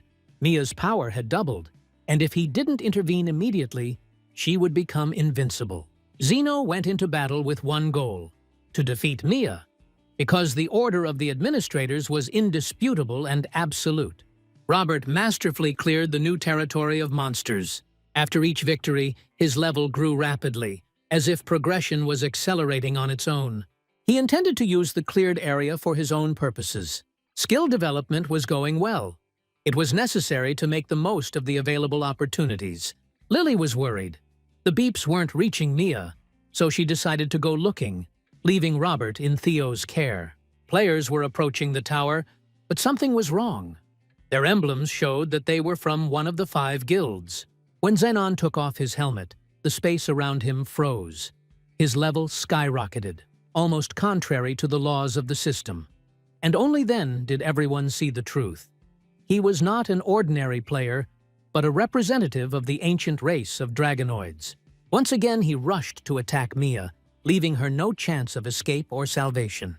She responded no less fiercely. Her blows were precise, aggressive, and full of despair. Mine was driven into a dead end. The justice mode was activated, and now everything was working against her. But she did not give up. Each of her blows became stronger, filled with fury and stubbornness. Everyone was stunned. Even Zeno, with his Dracoid strength, couldn't hold back Mia. Eventually, he managed to land a few fatal blows, and she stopped. Even Mia couldn't withstand such force. This girl, who fought so desperately, eventually lost the war. Mia's weapon of submission was taken away to prevent a repeat of the situation, and her operator position was permanently removed from her. Zeno grabbed her, whose fate now depended on the administrator's decision. Finally, Lily found Mia's trail. She picked up her wounded body, but it was too late. She needed to act earlier. Zeno, seeing Lily, was filled with rage. Her appearance only added fuel to the fire. He rushed to the attack, enraged by her presence. She was a worthy opponent, but fighting wasn't her goal. She only wanted to take Mia. The team finally encountered the first operator. Tension was rising. Fear of possible attack led them to suggest using the weapon of subjugation. Sometimes her power was comparable to that of the administrator himself, something that is hard to believe. Lily was so powerful that other operators literally flew apart from her power, like cracks from a blow. Isabel challenged the first operator, eager to test how powerful the new skills really were. However, it was useless to hope for success. Lily turned out to be too strong, and a few of her blows quickly broke her, leaving her in humiliation. The blue-haired girl quickly overthrew her opponent, turning the battlefield into ruins. As soon as she recovered, Zeno was hanging in the air, the weapon clutched tightly in his hands. Lily released a bolt of lightning, a medium-level power but enough to disturb her opponent. Zeno considered her a real monster, ruthless and tireless. A skirmish broke out between them, with Lily shocked by the strength of Zeno's weapon, realizing that his strength was insufficient to win. Her appearance took him by surprise. She had no right to interfere, and he raised his weapon again, ready to fight. If she had truly fulfilled her duties, then Lord Astor would not have had to change his record and hide in the shadows. While no one noticed Mia's steps, she quietly walked through the portal and found herself in a dense forest. It was too dangerous to stay here, so she ran away without looking back. The Hydra Guild was heading to the village of Urch. Their surprise knew no bounds. This place looked too frail to be worth capturing. They confidently celebrated the victory in advance, imagining this place already under their power. Their premature euphoria instantly dissipated. From the darkness suddenly emerged the shadow of Theo, the true ruler of these lands, who did not accept foreigners harshly. A sudden gunshot shattered the silence, sending up dust and debris that engulfed the enemy like a hurricane, knocking them to the ground and throwing them off course. Theodore didn't waste a second. In just a moment, the leader of the Hydra found himself in his iron grip, like prey in the claws of a predator. He was the shield of this village. Like an indestructible wall, he did not allow any stranger to cross the border. But Robert gave the order to release the leader. What was important to him was not revenge, but information and the real purpose of their visit. The leader of the Hydra Guild was going to solve everything by force, taking the village's valuables. But he did not expect a sudden attack by the beast Theo, swift as lightning and merciless. To save himself, the leader had to improvise. He came up with a story on the fly, that their visit was not an attack, but a peaceful attempt to establish a new base.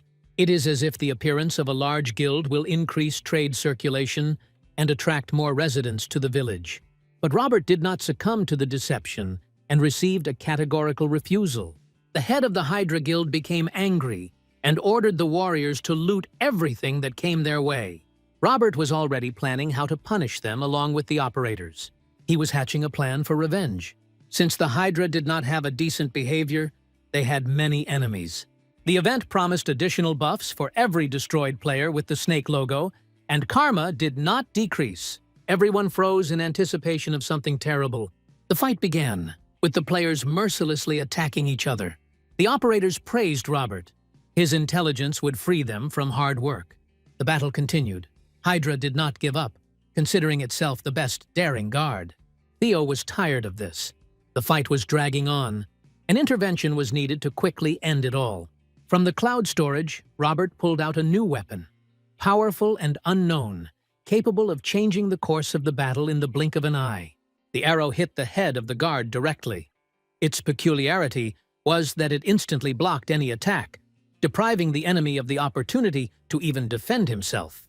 Theo gave clear instructions, making it easier for Robert to control the power. The Hydra leader ordered the destruction of the enemies, starting with Robert. His weapon was the most dangerous.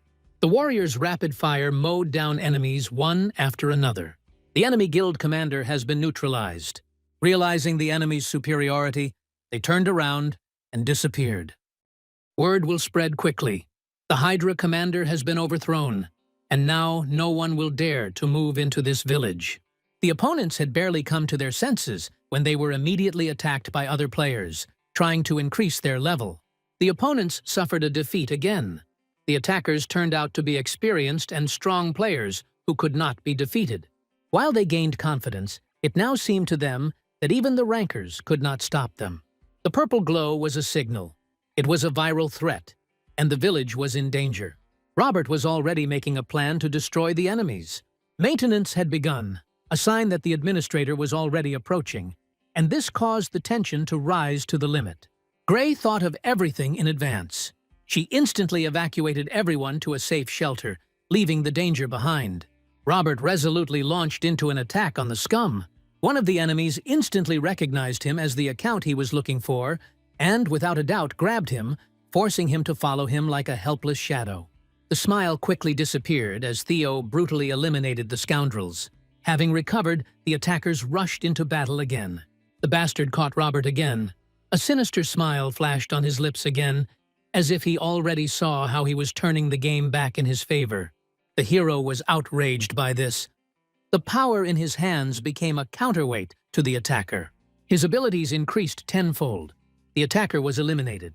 Theo was happy with the victory, but the enemy bodies had to be disarmed so that their actions would not be repeated. Robert prevented this. He did not want to become worse than the administrator. He had his own plan to punish his opponents. They abused their power, so their revenge will be to block their connection to the system. They are normal people now. The bodies need to be hidden so that they can be interrogated later to find out who was in charge of them. There was no need for this. The virus networks dragged Robert into the anti-debug environment. The hero's firewall will be disabled, and the commands will start to go awry, creating chaos in the system. The virus got angry. After all, the only task that he assigned to the cheaters, he completed himself. He first destroyed the firewall, but suddenly a mysterious entity intervened in the battle, as if emerging from the shadows. Its appearance changed the course of events and jeopardized the virus's plans. Miss Proion intervened and stopped the destructive effects of the virus. Robert was engulfed in the web of the virus. There was no question of help to avoid infection. Miss Proion cut the nets that were strangling the protagonist. The operators were stunned by the appearance of this face because the entrance was closed during maintenance. Her gaze was cold and piercing, as if she had seen that same power in Sirius's eyes before. It reminded her of ancient times and unsolved matters that still lingered behind her like a shadow. He was her family. There were only 3 dragons in total who did their job properly. Miss Proion could have been one of the 3 dragons. Her strength and confidence confirmed it. She moved to support Robert. Proion released a blast of energy that tore the virus apart, destroying it from the root. She was determined to wipe the scum off the face of the system. He scoffed and began to multiply his copies. The virus was attacked from all sides, and its strength gradually weakened. But the master virus used the power of stealth, hiding so that even Miss Proion could not detect him. But her power mercilessly destroyed the insidious enemy, giving him no chance to escape. The virus's attacks crumbled to dust as soon as they touched her protective barrier, as if reality itself refused to acknowledge their existence. Proion possessed the Eye of the Dragon, the ability to discern the true nature of everything. The scoundrel has been eliminated. She destroyed him with lightning speed, like the wind. But her aura was alarming. It was painfully similar to Sirius's. For Robert, the woman remained a mystery. Her subtle but undeniable authority left no doubt. According to her, they were going to the administrator. Regan lay lifeless in the contamination sector, his body a silent witness to the brutal battle. The virus was mocking him. He had ignored the warning and was now paying the price. It was a pleasure for the virus to watch him being destroyed. But if nothing was done, Regina would soon be gone. But then a figure appeared, Betelgeuse. He stressed that Regan still had value, as his espionage activities had brought considerable benefits. He finally rose up and survived. But despite this, he remained a servant of the virus.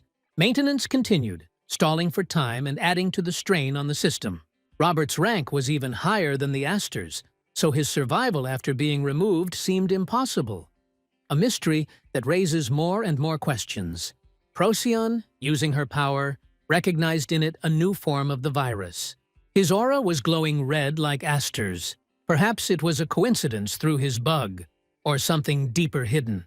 She persistently activated the dragon's power, but Robert avoided this decision. For some reason, his powers were blocked, as if an invisible wall was holding back all his potential. Proion wanted to take Robert to Astor, but Theo stood up for him. The tension between them grew. It was as if she read from his soul. She knew about the painful losses, betrayals, and the furious hatred for the administrator that burned in him from the past. Robert did not understand why the main thing in his heart needed him so much. Proion saw no other way out. She had to use force to detain the hero.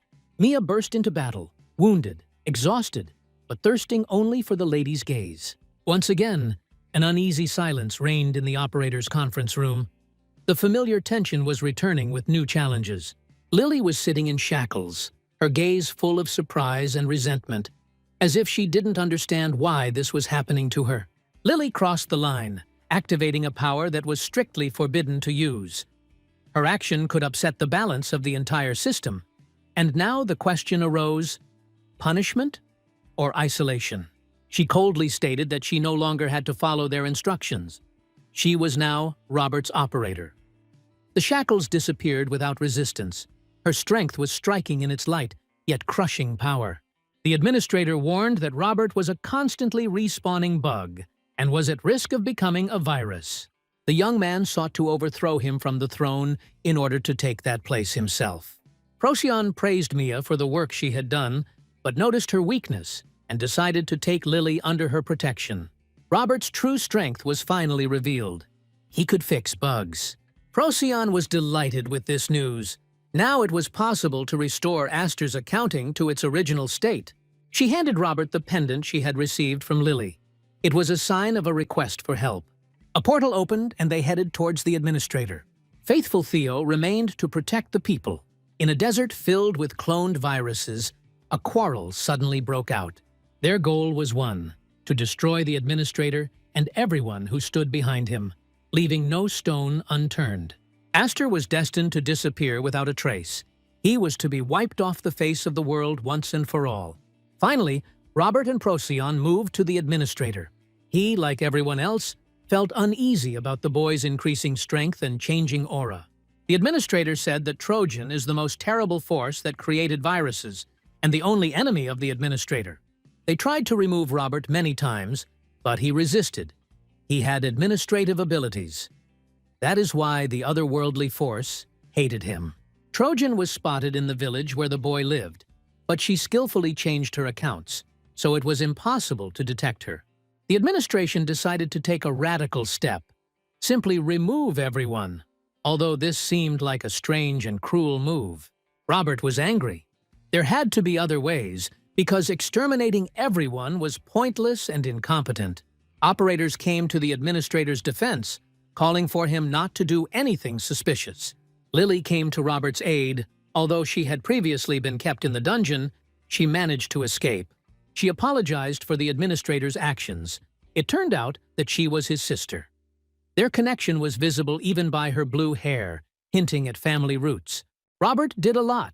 He restored the village, added new content for players, but his real goal remained the destruction of the system. After all, the indiscriminate destruction of both viruses and people is absurd. The branches of power need to be changed. Robert's skills are valuable. He is able to fix bugs. To avoid unnecessary witnesses, the two administrators moved to a private conversation. Robert heard the most important thing. The local branch of government admitted its mistakes. Losing Sirius was the final point. The administrator admitted failure and resigned his powers. They found themselves back where it all began, at the very heart of the system, at the very place where the balance was first disturbed. The operators couldn't believe what they were hearing. The voluntary renunciation of administrative rights was a real shock to the entire system. Here Robert drew his sword, not for revenge, but to make the top ranks feel what he himself had experienced in his time. The admin team rushed to the defense, but the deletion process could not be stopped. Robert was burning with determination. Anyone who tried to interfere would be erased without hesitation. His goal was clear, and his path was inescapable. Gradually, Aster dissolved into the air, like ashes scattered by the wind, quietly, inexorably, without hope of returning. Only dim fragments of memories of his sister remained in his memory, the only one he truly loved. Only dim fragments of memories of his sister remained in his memory, the only one he truly loved. One thing was clear: Robert would not stop until he got Emily back. The disappointed operators watched him go in silence. They gathered in a circle and discussed the administrator's actions, without understanding his motives. He proved weak, so his sister took over the reins of power and appointed a new king, in whom she placed her hopes. The new administrator had to protect his subordinates and restore order to the world. The pain of losing the bugs left deep scars. Even though Aster was skilled at destroying viruses, guilt still weighed on him. He turned to Robert to patch up the wounds. He could have fixed the bugs, and that would have produced results. Robert's help would be a real gift. After all, it would be a strong symbiosis, beneficial to both parties. He raised his hand towards Aster, from which a powerful healing power flowed. The new administrator gave hope.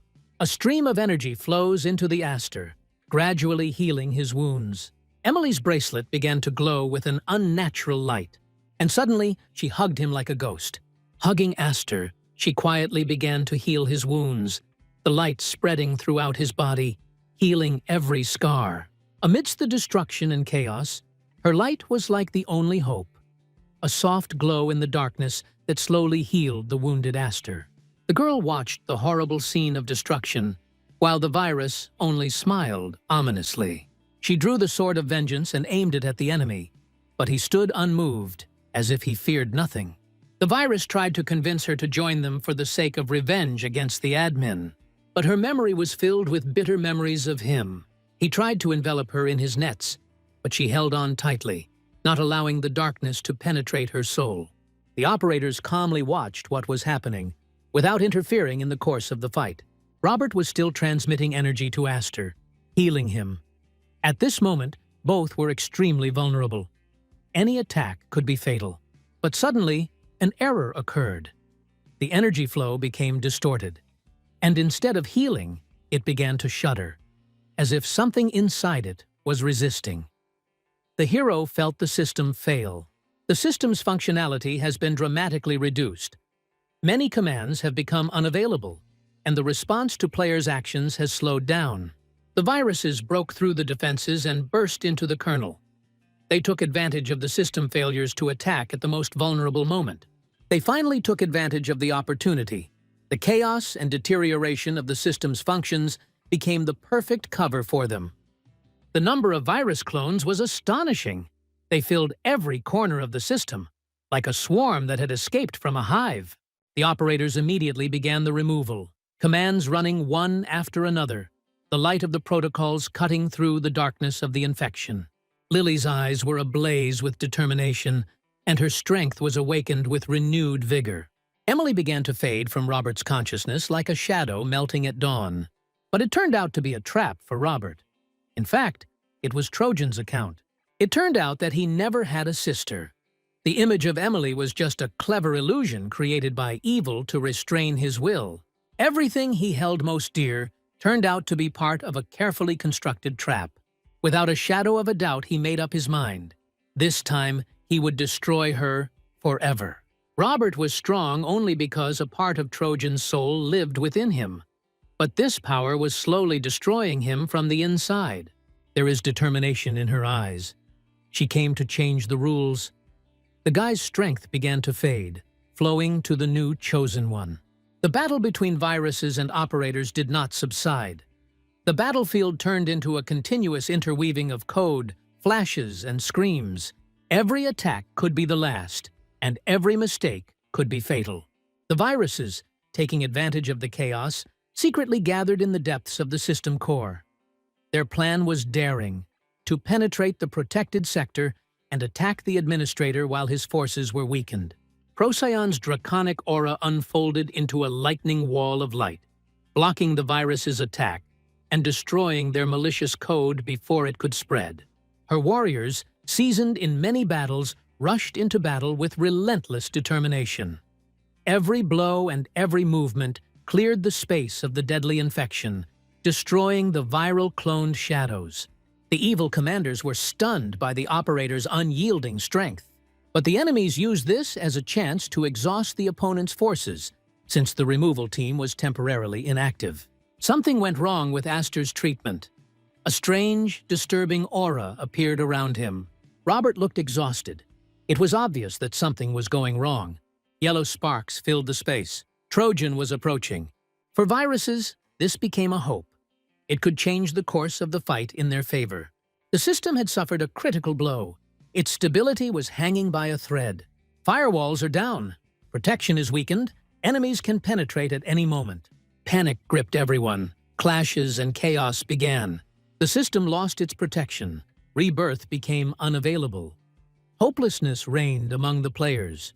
The death toll was constantly growing, and fear and helplessness were taking hold of everyone. The situation was getting worse. Demonic beasts, having escaped from their cages, were tearing apart the space of the system, spreading chaos. Evil was spreading like a virus without limits. We had to act immediately. Either stop it now or lose the whole world. Trojan finally emerged from the shadows, her figure, tall, majestic, her eyes glowing with a cold crimson light, rising slowly over the battlefield. Lily caught Aster in time, whose energy was rapidly spiraling out of control. She protected him, using her own power to stabilize his condition. Trojan raged in the midst of chaos, her aura pulsing with dark fury. No one could stand against her. Blows only strengthened her, for she fed on the energy of all who dared to challenge her. She mercilessly took away Aster's power, causing him to fall to his knees. Proion rushed into the attack with a mighty sword in her hands. Her order was uncompromising. Administrators must be under strict control of operators. A new threat appeared in the background. Viruses were approaching. Viruses came to support the Trojan, increasing its rage and threatening all living things. They considered her the mistress of the world, submitting to her power unconditionally.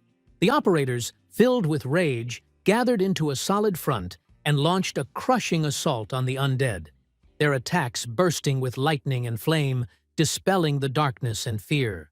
The viruses rushed madly to spread the infection, covering everything around with a black poisonous fog that devoured life and hope. The battle unfolded with incredible speed. Explosions and flashes of magic tore through the space, and every blow changed the course of the battle. Suddenly, time stood still. Deathly silence reigned all around, and the enemies could not fall even an iota. Trojan roared, cursing the viruses, saying that the world never belonged to her, and that they only vainly wove their own illusions of power. She disappeared into space, seeking advice from her brother. Robert sat in the background, still treating Aster. Lily is an antivirus created to protect the universe. The virus team didn't understand. Trojan was no longer their mentor. Her goal had changed. Lily rushed forward with fury, her sword glowing silver, each blow determined to destroy the evil that had become Trojan. The blows tore through the air, flashes of power shooting into the sky, scorching the ground around them. In every movement, there was a will that broke through the control that had long held her down. Lily's eyes were blazing with confidence, and every blow was a blow of truth. While the furious duel heated up the space, the team of operators was rapidly approaching the central core, the administrator. Lily activated the Kaidans, light chains-bound Trojan, holding back her rage for at least a moment. The team was powerful, but too small to completely destroy the enemy. Lily activated the system command to create a combat structure that was supposed to deal a decisive blow to the Trojans. But despite its power, it was not enough for final victory. Next, she activated the cut command. A bright sword of light cut through the space aimed straight at the enemy, and the result of the blow was still unknown. Lily activated the command on the network screen. Blinding lightning instantly shot up, forming an energy wall between her and the enemy, isolating them from each other for a moment. Trojan was invulnerable. Lily will not allow her to harm her, no matter what the obstacles. Trojan began to understand that she could no longer impose her will and was forced to accept the inevitable. All the stats were reduced, but Lily remained unshakable. Her strength exceeded even the administrator's power. Trojan believed that by combining the powers of Aster and her sister, she could return to the old world, where order reigned and power belonged to her. The stats rose again, and Lily was ready. She was preparing for a new, inevitable attack. Trojan easily blocked her blows and disappeared from the battlefield, leaving behind silence and tension. Trojan instantly moved to Robert, who was ready to take action. Fragments of the past flashed in the guy's memory. How he and the players roamed abandoned villages, hunting for rare artifacts, without thinking about the consequences. His gaze fell on a bench with bracelets. Simple, inexpensive, but each of them had some kind of charm. Robert extended his hand and silently handed the bracelet to Emily. She smiled happily, clutching the bracelet to her chest. Lily broke free from Trojan's net, full of determination. Without wasting a second, she rushed towards Robert. Her heart was squeezed with anxiety. The enemy could harm him, and he was still weakened, busy healing Aster. A blonde figure appeared before the hero. Her outline, gait, even her gaze evoked memories. His eyes darkened with anger and pain. Why had she lied? Why had she worn the face of the man he had lost? It all came down to one thing. Trojan had to return to her place, to the source of her power. She was ready for anything, even to remove Robert. But Lily was already rushing to help. Like lightning through a storm, Trojan swung her hand sharply, and a dark command swirled in the air. Delete. A powerful impulse of force cut through the space and hit Lily. She lay in Robert's arms, powerless and wounded, like a fragile bird just emerging from a storm. Memories flashed through her mind. Her plan was to bring Aster back to power. When she saw Robert, she was sure that he would quickly heal the administrator. Her plan was to get close to him and use him to further her plans. She voluntarily submitted to removal, realizing that she needed Robert more than her own freedom. The hero shouted at Trojan, breaking the silence. He could not understand why she was striving for even greater power when she already possessed such a degree of destruction. She changed. She refused to remove Robert and said that he was the one who could save the girl. She disappeared, leaving behind only a trail of unanswered questions that now tormented Robert. The hero remembered how Trojan spoke about a system that could fulfill any desire, no matter how difficult it was. Robert was happy. He had the strength to carry out any commands. He was preparing a plan to save Lily. Having activated the delete command, Robert was transported into space. Now it was much easier for him, because he had become stronger. He found Lily, wounded but still alive. Finally, Robert woke up from her voice. The hug was silent proof that Lily was back. The warmth of her body eased the pain. There is mistrust in Robert's gaze. Before him is a living being, not a shadow, not a memory. From her lips, peace. She is okay.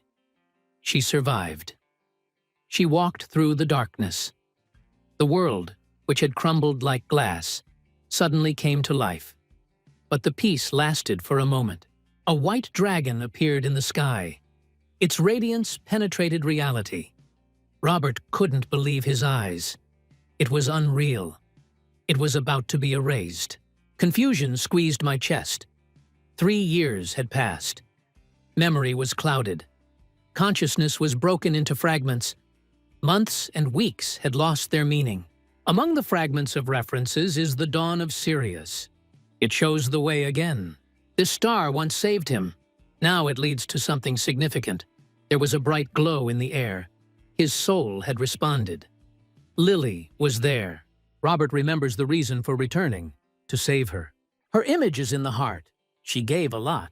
Now everything is different. He will be the one who will pull her out of the darkness. The paws of monsters rise from below. The system reacts.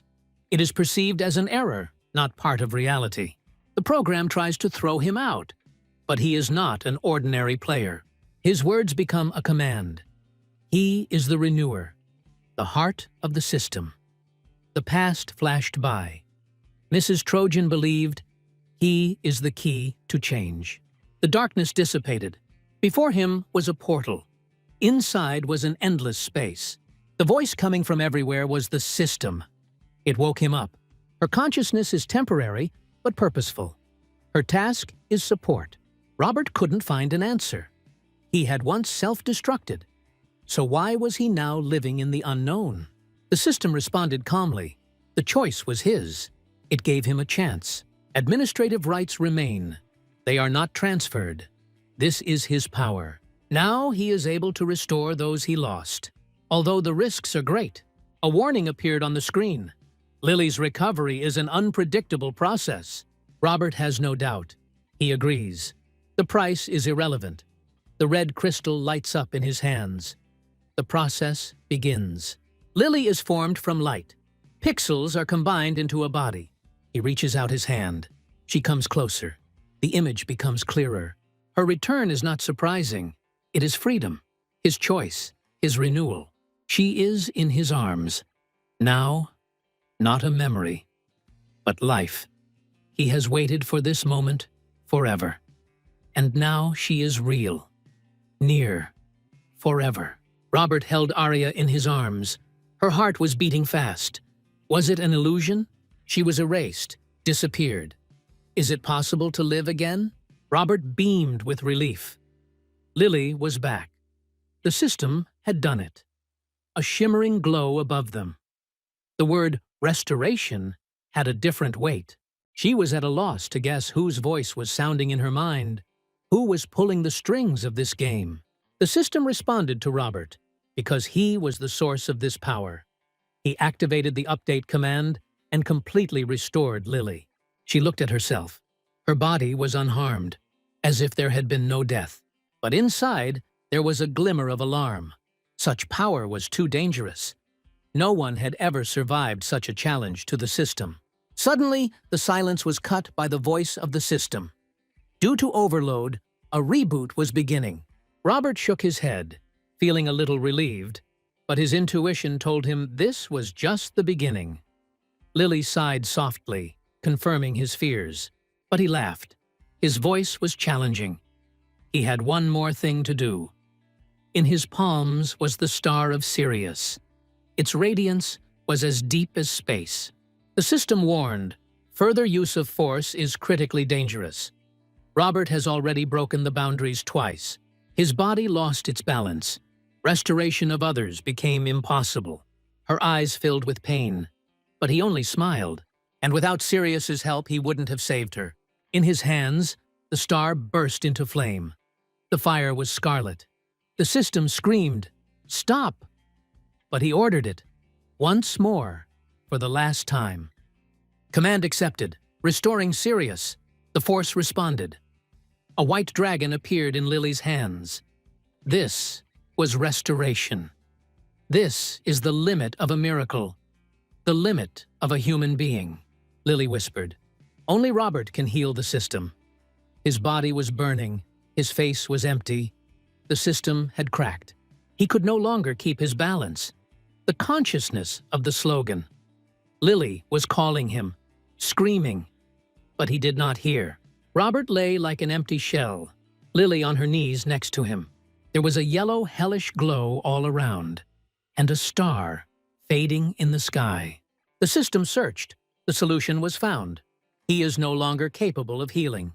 Recovery requires a full transfer of systemic power. Her voice became quieter. The data transfer procedure began. A bright light poured into Robert's body. Regeneration began. Time passed. Finally, he opened his eyes. She waited. Lily kept her gaze fixed on her. In her arms was a white dragon. He slept for a long time. The dome above him did not let in any light or thoughts. Robert had extraordinary power. The fire around him did not burn. It nourished. It created. He stood up. His eyes were shining. The time had come. He began to create, straight from the void, a new planet. The flames around pulsed red and gold. "This is the real power of Robert," Lily whispered. The system opened. All commands were unlocked. The world was changing right now. And it all started with him. With Robert. Robert's hand flared with light. A sword formed in his palm, sharp and heavy as the word of truth. He then focused on creating the cube, but returned to the blade again, feeling its power. This sword was much more powerful than the previous one, energy flowing from it in hot waves. Robert was surprised to notice that he did not feel any fatigue, even though he had already carried out dozens of commands. It's probably all because of the system that gave him excess power. Lily watched from close range, her eyes wide open. Sirius was silent, but his gaze was filled with respect. Even administrators usually needed vast resources to create high-level weapons. And Robert just thought, and materialized it. Power, without unnecessary words. Lily asked for the sword of submission. Robert briefly remembered his own removal, but silently agreed. The flame passed through the space, and before him appeared a new weapon, almost identical to the one she had lost many years ago. So he tried to preserve her memory, to maintain the connection of their hearts. After all, Robert forged bracelets for Sirius, artifacts that strengthened mana and provided strong protection. He managed to create a complete set with a precise balance of power. The team was getting ready to leave, but Robert's hair needed attention. Lily got down to business, deftly, confidently. And in just a minute, the guy looked completely different. Meanwhile, Sirius warned Robert, "Going to the Trojans is dangerous." But he did not hesitate. His gaze slid over Lila. Her clothes became combat-ready, her eyes determined. Robert took out the pendant that she had lost some time ago in the chaos of events. A red light cut through the space. They were ready to leave the desert. 3 years have passed. It's time to move on. The flames around them wavered, as if they were alive. And the heroes took the first step into a new reality. The dawn led them. Ahead lay a world, disfigured, but full of hope. Their movement did not end in peace. Eyes opened, and the world turned into a battlefield. Viruses roared all around. Monsters licked the ground with their black tongues. Fighting amidst the chaos were the players from the Griffin Guild, led by the steadfast Kevin. His gaze did not waver, but deep inside his soul there was a troubling premonition. One wrong decision, and the world would never be reborn. This was not a training session. This was the end. Memories of the old world weighed heavily on everyone who still knew how to dream. Once upon a time there was Robert's Tower, a symbol of peace and protection. Now everything had changed. Even the sky here was hostile.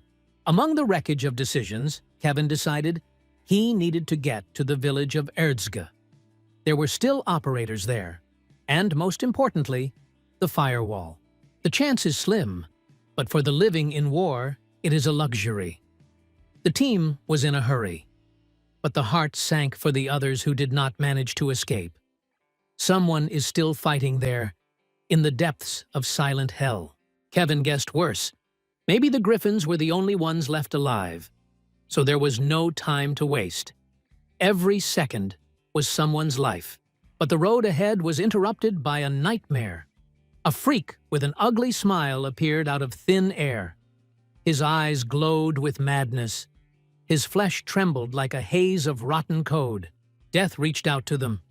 But the Griffin was not one to go down without a fight. Kevin raised his sword. He was the first to charge. His team followed. Unity became their shield. The battlefield shook. Words disappeared, leaving only the clang of steel and a scream. At the moment when all seemed lost, a shadow fell from the sky. Not hostile, but dawn. The Greys and Jake rushed like lightning. They cut through the air, ripping players from the jaws of monsters. The players froze in confusion. Who were these strangers? Why were they fighting over them? But the answers came quickly. They were the operators, and they were on their side. Kevin breathed a sigh of relief. Finally, a ray of hope. But the sky was still ablaze with viral flames. The threat had not gone away. The operators searched for explanations, but the truth was worse than guesswork. This wasn't just a virus. It was a monster. It was this that destroyed the supply team. The virus was destroying everything around. Fury was everywhere. Gray shuddered at the power of this creature. Her mind was already drawing up a strategy. It could not be destroyed, only weakened. Time was short. They began their attack. Each attack was like a shot into the void, but over time, the evil weakened. The battle was grueling, but the flame of victory was already flickering on the horizon. Players couldn't take their eyes off of this. These operators are like heroes from legends. But even this was not enough. The enemy was too strong. Doubt penetrated into hearts. Maybe it cannot be overcome. And then, like a thunderclap, the sky was torn apart by an even more powerful flash. In one movement, the monster was erased. The battlefield froze. On a stone, flooded with light, stood a man. His gaze was cold. His posture was unwavering. The fire retreated before him. It was him, Robert, the protector everyone had forgotten, and at the same time, the only hope of this world. The operators froze. The world that had just been burning seemed to go silent. Robert stood in the flames, alive, like an illusion, a dream, a deception. But he was real. He extended his hand, not like a hero, but like someone who didn't have time to say sorry. A glimmer of hope appeared in the operator's eyes. The protection they had lost was once again before them. Pieces of the past flashed through Kevin's mind. Their last conversation.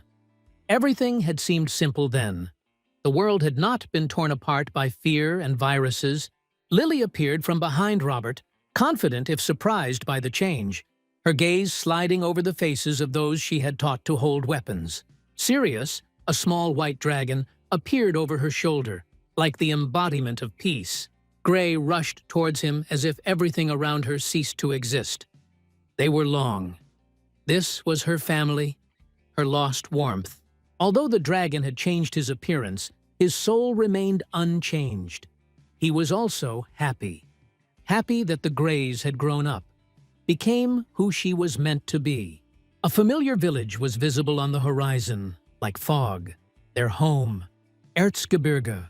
But the calm couldn't hide the bitter truth. Ciri couldn't hide her shock. Robert had actually deleted himself for them. This decision was a risk. He could no longer exist. Kevin silently recalled the moments of struggle, strategy, loss. He was grateful that Robert had returned. But something had changed. His power was different. Not playful. Something more. A feeling of unease settled in Kevin's heart. Players were selected by the system. Their status was always higher than NPCs. Among the players, there were those who sought only power and wealth. But Robert was not one of them. Fast-growing players automatically became operators, guardians of the digital balance. The world had changed. Where once there had been order, now only the flames of chaos raged. The system was gone. The firewall no longer protected. Only those who stood firm remained. Something had to be done, and evil had to be driven out of the world. Ciri started to fill Robert in on the situation. This wasn't just a glitch anymore. This was the core, the heart of destruction, self-aware evil. 3 years ago, colossal changes occurred. All the creatures were released and began to create chaos.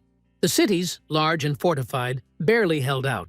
But beyond the walls, there was only death. Where the virus had entered, there was only emptiness. Conventional weapons became powerless. Commands did not work. Everything lost its effectiveness. 5 guilds withstood the blow. The guardians of the system remained loyal to the players. They continued to fight, albeit without instructions. The common people survived, protected by a firewall that still held up locally. The resources worked. The teams responded. But the line was thin. Mia, one of the key figures in the defense, managed to organize everything competently. Robert approached the village. It looked like a fortress, fortified and cold. The walls, like granite armor, held back the evil outside. But the calm was awakened by screams. An alarm signal. The operators are already on combat alert. They thought they were false shadows, viral illusions that had the face of Sira. Her teleportation skills were rare and dangerous in enemy hands. She came out from behind the gate. Mia. There was steel and fear in her gaze, but it disappeared in the blink of an eye when she saw a familiar face. Lily, her sister, alive, among the teams, among new hope. The gates opened with a dull thud. Mia had commanded, and the village had obeyed. The crowd parted in panic. Their eyes were full of distrust and fear. People were whispering. Their aura, different. Too strong for those from outside. Robert stepped into the village. Lily, Ciri, Jake, Sirius. Family. Mia threw herself into Lily's arms. People were shocked. It was the first time they saw her in such a role. The streets were new, but strange. Robert didn't recognize the village he had once defended. 3 years had passed. Too long to remain the same. The number of people was astonishing, but there were far fewer players. Survival became the main thing. Not battle, not glory, only life. There were mountains of protective items on the market, but the face lost its shine. Mia continued to hug Lily. The laughter flowed like water. For the first time in years, she was happy. Really. The joy of Robert's return filled the space. A girl, Helen, saw him in the crowd. He had once saved her. She fell into his arms, unable to hold back her tears. The heart of the settlement melted. Henry, now a young man, came up behind her. But everyone froze when they saw Sirius. Tears flowed. Emotions burst out beyond the silence. But amidst his joy, Robert remembered Theo. Mia understood his look. She led him to the tower where Theo remained. The room was dim, but whole, as if time had stopped here. Theo did not move. His body could not move, but it was alive. And that was already a miracle. It was surprising that the tower was intact. Theo kept his word about protection. Once upon a time, the village was teeming with viruses. Demonic creatures tore everything around. Theo directed his main forces to eliminate evil. He led the troops out, held back the invasion with his own forces. He crossed all the limits. He spent everything to save them. When his strength left him, the operators erected shields to hold the line. Thanks to Theo, the village got a second chance. That's why Mia asked for help for their protector. Robert approached him. He held out his hand. Power pulsed in it. Red light filled the space. The air thickened. Vibrations, like a call.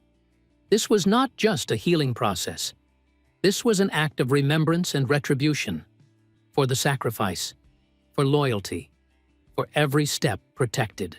Theo woke up. Slowly. Painfully. But alive. His body was exhausted. But his spirit was unbreakable. The years of waiting, the pain and loneliness were all behind him now. He had done everything he had promised. He had saved the village. He had saved the people. The world around had been burning for a long time. Everything had disappeared except this fortress. The viruses gave no rest. The attacks were endless. Robert's wall held, but his strength was waning. Mia, Jake, and Siri held the barrier as best they could, but the cracks were growing. Theo saw everything, and he decided it was time for a radical step. He enlarged the wall. He put himself into it. All the remaining life force. Paid dearly, but achieved the impossible. The monsters retreated. The barrier became indestructible. Hope returned. The village sighed, if only for a moment. But that breath had the weight of eternity. Viruses began to be removed at the speed of light. Theo stayed inside, alone, and waited. He believed Robert will return, for he always keeps his word. When the familiar aura appeared in the room, Theodore's heart trembled. The hero came to heal Theodore. Their gaze met. Without words. 3 years of waiting in it. Robert touched his forehead. The glow passed over Theo's body like a song of spring. Theodore finally waited for his return. He always believed that he would appear again. The operators were back in action. Joy was in the air. Theo talked about how the renovated wall kept all the evil out. The wall was glowing, with living energy. It was breathing protection. The symbiosis was perfect. Robert gave strength. The operators gave freedom. He understood that the moderator does not decide everything. The system needed people. That's why Robert called Mia, to speak without ceremony. He invited her to officially join the ranks of operators. It was a logical step. Mia agreed, although she looked annoyed. But that's not the point. After a 3-year absence, it's time to catch up. The past had to be left behind. Spring was coming, and with it, the spring cleanup. It was time to bring peace back. On the horizon, the village of Erda shone dimly, in a protective dome. But a shadow was creeping nearby. The smell of hostility was thickening. The viruses were preparing an attack. All evil spirits gathered under the banners of evil. The clones lined up. Their eyes did not shine. They burned with hatred. This was not just an attack, a show of force. They wanted to be remembered. Like ashes, remember fire. The players stood up to defend themselves, but the forces were unequal. The viruses were fast, insensitive to pain, like ghosts. The enemy didn't even make an effort. Everything seemed too easy to him. The ground shook with their footsteps. The air flared with white anger. One of the swords shattered. The player froze, in fear and despair. But the weapon was sacred, old, battle-hardened, and the virus only touched it, and the blade crumbled into dust. The evil moved towards the village dome. But the firewall held back the pressure. And then Gray appeared from the sky like a comet. An aura of hatred blazed around her. Her gaze was sharp as steel. Her strength grew. Robert made an effort, and her spirit became indestructible. She was no longer a child. She was hardened by loss, strengthened by pain. But to the viruses she still seemed weak. Just a girl. And then Siri activated the skill, Delete. Blue light pierced the virus like lightning. Its flesh dissolved. A moment, and the enemy was gone, like a ghost in a ray of sunlight. People couldn't believe their eyes. The fear that had tormented them for years disappeared in a second. The Greys remained standing, silent and steadfast, like a shadow from a storm. The survivors were carried to shelter. The wounds healed, albeit slowly. But there was no time. She went on reconnaissance to places burning with evil spirits. Operators carried out virus cleansing in other villages as well. Mia also helped to cleanse the remnants of evil from everywhere. The fire of purification was blazing. Viruses were smoldering like autumn leaves. One by one, the villages were cleared. The evil spirits disappeared quickly. The cleanup is complete. Everyone has breathed a sigh of relief. But it's not time to celebrate yet. The gate loomed black on the horizon. Like a wound between worlds, they had to be closed. Forever. For the poison of the unclean was seeping out, invisible, deadly. Voices were heard in the darkness. Viruses were whispering, building something. The tumor of evil was taking shape. The plan was growing in silence. But then, light. Hot. Red. It tore apart the space, turned the darkness to dust. Molecules crumbled into flames. The gates shook. It was Robert. And when he came, evil had no chance. The viruses couldn't believe what they saw. To them, Robert was just weak, stupid, and completely unnecessary for his rank. "He's digging a hole for himself," they hissed mockingly, watching his every step. But their confidence vanished as the evil ones retreated in fear. The main evil ordered to destroy Robert, no matter what. But as soon as the order was given, the hero stopped their actions. The viruses that were rushing to attack suddenly froze in front of the hero, like stone statues. They were bound by an invisible force of fear. This was a skill that only an administrator could possess, which was why the evil was even more stunned. Robert then activated the compression command, the final blow to punish the attackers once and for all. The aura absorbed the bodies of the viruses. They disappeared into the Red Sea of code, forever, without a chance to recover. Next, eternal removal. The flames of fire erased even traces. Ashes slowly fell to the ground. Death was silent, but irrevocable. The voice cut through the silence. The main virus was still alive. His words were angry, tense. He did not acknowledge Robert's power. He showed disrespect for the hero and sought to put him in his place. He rushed into the attack with anger. Waves of aggression followed. But Robert is a tough nut to crack, and the virus was no match for him. Evil continued its attacks one after another. With the thought of victory, he tried time stop again. It didn't work. The evil was persistent. This is not a clone. This is not a copy. This is a real mutant, the embodiment of a virus. The main evil was resistant to the system, so the commands did not work on it. At first, he was a simple player who caught a viral poison. He was reborn and began to fight against the system. This is to his liking. The virus grew over the years. It grew stronger with each passing moment. It was proud of its power. It wanted to erase Erdska, and then the entire world. He was proud of his strength, which exceeded that of high-ranking viruses. The virus dreamed passionately of fame. His tentacles dug into Robert's body. Darkness shook the sky again. But this did not last long. The hero knew how to deal with such freaks. He was engulfed in red fire again, using the chain command. Fiery chains tore the space. The darkness shuddered. The enemy was torn apart from within. Evil screamed. But there was no strength to resist. Robert was fed up with this empty talk of the virus. Robert turned on the destruction. The fire grew stronger and stronger, and the evil spirits disappeared, with no chance of returning. Some of the viruses combed the area like dogs that had lost their scent. The global cleansing continued. They were driven by thirst, not just by power but by blood. The blood of Trojans. Traitors must be erased, and then the impossible happened. She was standing right in front of them. Operator Seline was ahead of them. The sword, the same legendary blade, was in her hands, and she used it without hesitation. Her movements were precise. Her attacks were instantaneous. She fought like a master. The clones scattered, not in battle but in panic. The information had to be conveyed to the main one. This was no longer a normal mission. This was threatening. Seline was left alone, in complete silence, among the rubble and ashes. And she didn't want to fight anymore. But a scream cut through the desert. The master virus came to life. His eyes flashed with doubt. Who was it that could destroy him with one blow?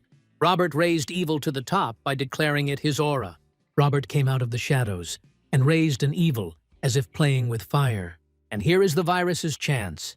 It has launched its strongest attack. With a smile on its lips, evil wanted victory. Once again, a black aura hung in the sky. But Robert is not one of those people who seem like he is. He will put an end to this freak. The sword flashed. It cut through the darkness. The virus wept. His blood is defeat. For the first time, it was incredible. The weapon obeyed Robert, but he didn't want the virus's body to simply dissolve. It needed to be returned to its pre-human status. He used the update command. Atom by atom, the human silhouette came to life. But something went wrong. The form broke again. The entity has returned to its viral state. Robert needed more information about the situation. Lily warned, trouble is near, and it is inevitable. She is the antivirus. She is its guard. And anyone who gets in the way will be eliminated. They moved back. There was nothing left to cleanse. Only ash and silence. And more questions ahead. The viruses gathered in a circle among the remains of the burnt base. There was talk of deletion. Someone grumbled that it was the operators who did it. They said he was just a weakling, not ready for a confrontation. The silence was broken by a cold shimmer.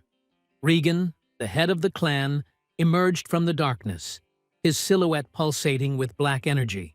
He was interested in one particular guy, the one who had come to him before. Strange, like a glitch in the code.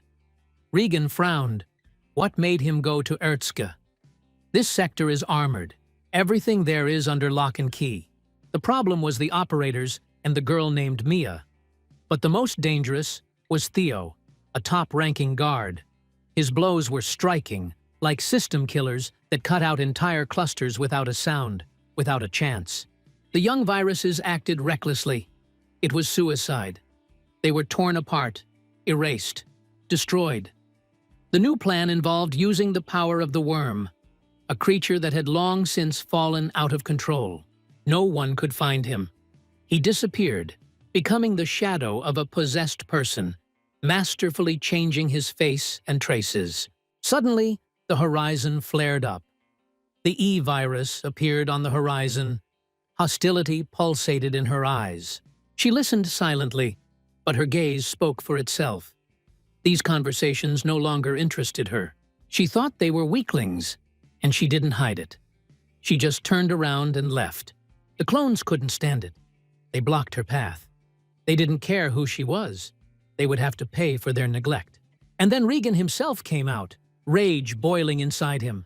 He made her repeat what she had said to her face. The E-virus was the strongest among them all. She didn't even blink. Her blow was fast, clean.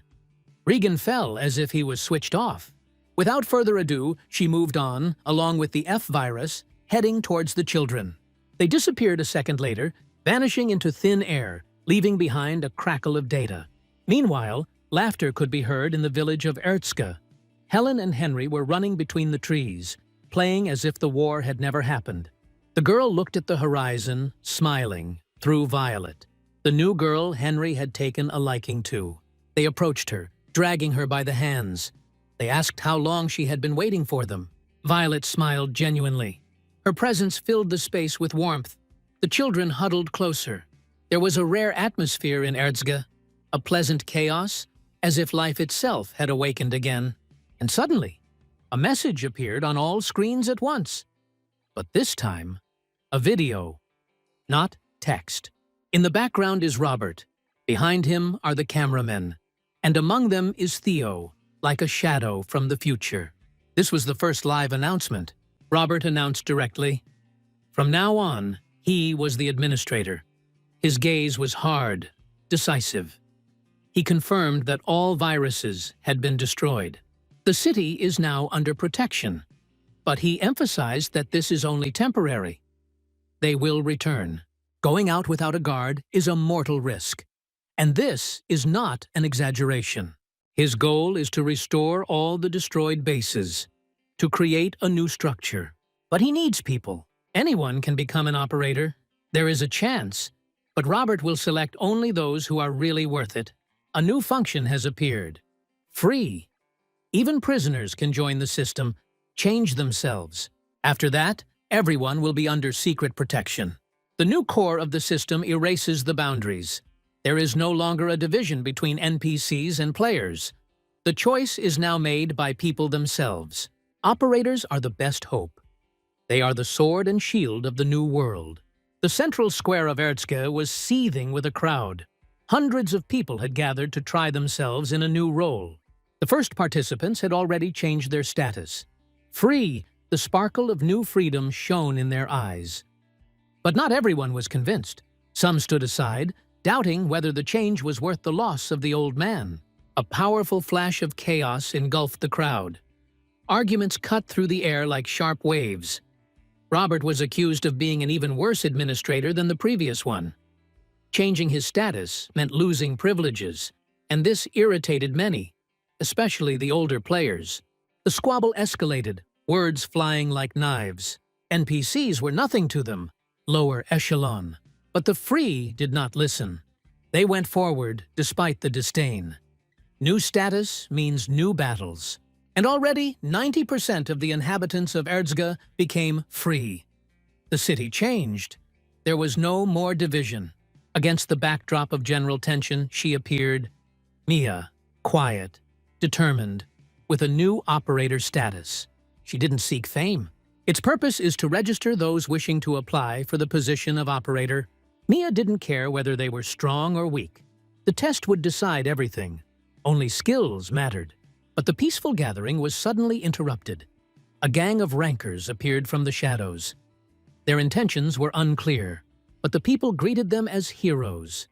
They had been standing in defense for a long time. Even the operators respected them. So it was worth raising their status. They were something more. Mia finished her business and was returning. Following her were the newcomers, including 5 rankers. Robert watched in silence. Raising the ranker's status could change the balance of power in the system. Suddenly, Isaac stepped forward, his face calm but his eyes blazing. He didn't want to take the test. Their body, their souls had already been through the war. They had their own hatred. Isaac considered himself stronger than the local operators. Their guilds already had authority and power. But Lily didn't agree. She didn't look away. Robert hadn't chosen the operators by chance. Her words were clear. They screamed that Lily just wanted attention, that she was covering up her ambitions with false loyalty. But Isaac was disgusted by it. The quarrels, the arrogance, the division, and then Mia stepped in. Her words were precise, cold, without a hint of emotion. A moment of silence. Their eyes met. Tension hung in the air, just before the storm. One of the rankers lay motionless, like a snowball, humiliatingly nailed to the ground. Mia stood there, enveloped in flames, her eyes ablaze with warning. She would not tolerate disorder. Her outburst was lightning fast, as precise as a sentence. But she still held back from the final blow. The crowd was shocked. The usual quiet girl turned out to be an unyielding force of nature. Lily ran up. Only her hugs could calm the fire in Mia's soul. People were whispering, "Who is this girl with blue hair? The cameraman? A random heroine?" But the silence did not last long. Robert entered the space, carrying with him the shadow of order. His appearance seemed to erase the chaos. Eyes turned to the source of the superhuman aura. His presence was solid, like a system code. No exceptions, not even for rankers. Everyone is equal, and so everyone will have to pass the test. No privileges, no labels. To prove fairness, even Siri and Jake, the experienced ones, must also prove their strength. But Isaac will have a reward. If he wins, he will receive an exclusive administrator weapon. It was the Sword of Rift, a legendary artifact forged in the very core of the system's core. Before the players had time to rivet, the reality around them changed. Transfer to a new location. Robert then began to explain the details of the test. Robert spoke quickly, clearly. Location Vanson, outside the protection. The area is full of threats. Monsters, viruses, animals. This place was evil, gathered in stones, fogs, and darkness. Mission: clear everything. Return Vanson to the safe zone for civilians. Robert didn't specify how. The methods, the style, even the allies were the player's choice. The main thing was to survive and complete the mission. This was a real test, not a simulation. Panic was growing. Vanson was scaring. Rumors of death, cruelty, and viral poison. Players were shouting, arguing. "The administrator is crazy. It's a trap. We're going to die." Robert looked calmly. Whoever couldn't stand it could go through the portal. Without shame. And many really did leave. Suddenly, without words. They simply dissolved. Fear won. But most remained. Robert smiled. That was what he wanted to see. Selection. Their determination would be rewarded. Both life and honor would remain safe. He guaranteed it. Mia and Lily remained close by, alert as sensors, ready to analyze every movement. A weapon hung in the air. An artifact of the administrator, who was supposed to be the judge in the battle. This weapon was honest. It equalized the powers of people with viruses. The time had come. This was the chance. Revenge, purification, a new beginning, all in one leap. The horde of players moved forward, step by step, into the darkness where death lay in wait. Not everyone liked the idea. Before, only a select few fought viruses. Siri, Jake. But now, being an operator is not a desire. It's a battle-proven value. 3 years ago, fear destroyed people's freedom. Viruses have ingrained terror. But now it's time to drive out fear with a wedge. A battle. The players moved forward like an avalanche, the new weapon an extension of their will. The viruses fell one after another, burning in the light of the force strikes. The firewall protected them. The poison of malice does not penetrate into consciousness. This gave them an advantage. The resistance was fading. Every movement of the players was like the rhythm of a battle dance. They were going to war, but with a gleam in their eyes. They didn't need treasures, just recognition, just a title, just the word, operator. For every virus that loses, there are points. For every risk, there is a chance to go down in history. The battlefield was filled with petrified remains, like monuments to the greatness of human fury. But glory divides. And here comes betrayal. The Griffin Guild went for broke, attacked other guilds to snatch leadership for themselves. They saw no allies, only competitors. Even those who had fought alongside them just a second ago were overthrown. Therefore, fear had to be eradicated and become even stronger. So the players continued to fight against evil. And yet there was a plan. The warriors kept their cool and conserved their energy. And then, In the distance, on the horizon, appeared the source of the virus. The earth shook. An ear of corn emerged into the light. A distorted body with many eyes and tentacles, each one a virus itself. Panic. A shell of fear covered everyone. This was not what they were prepared for. The hive buzzed like bees before a sting. New types of viruses poured out, each more powerful than the last. This evil has taken hold of everyone. It is more powerful than them. The forces are fading. Two guard angels, Siri and James, came to the rescue. The situation was taken under strict control. Robert watched silently. Lily was next to him, her eyes analytical and cold. Above them, a white dragon, a symbol of their observation, a symbol of their unbreakable will. They were aiming to choose someone to join the ranks of operators. Robert's gaze fell on Isaac. Leader, charisma, power. An operator like this would change the course of the war. But the choice has not been made yet. There are others, not brilliant, but living. The silence was broken by a call from Mia. She had information that could turn the tide of the battle. There was danger on the battlefield. Even Robert's strength might not be enough to overcome it. Mia flew off to destroy the abomination alone. She moved into the very heart of the twisted hive.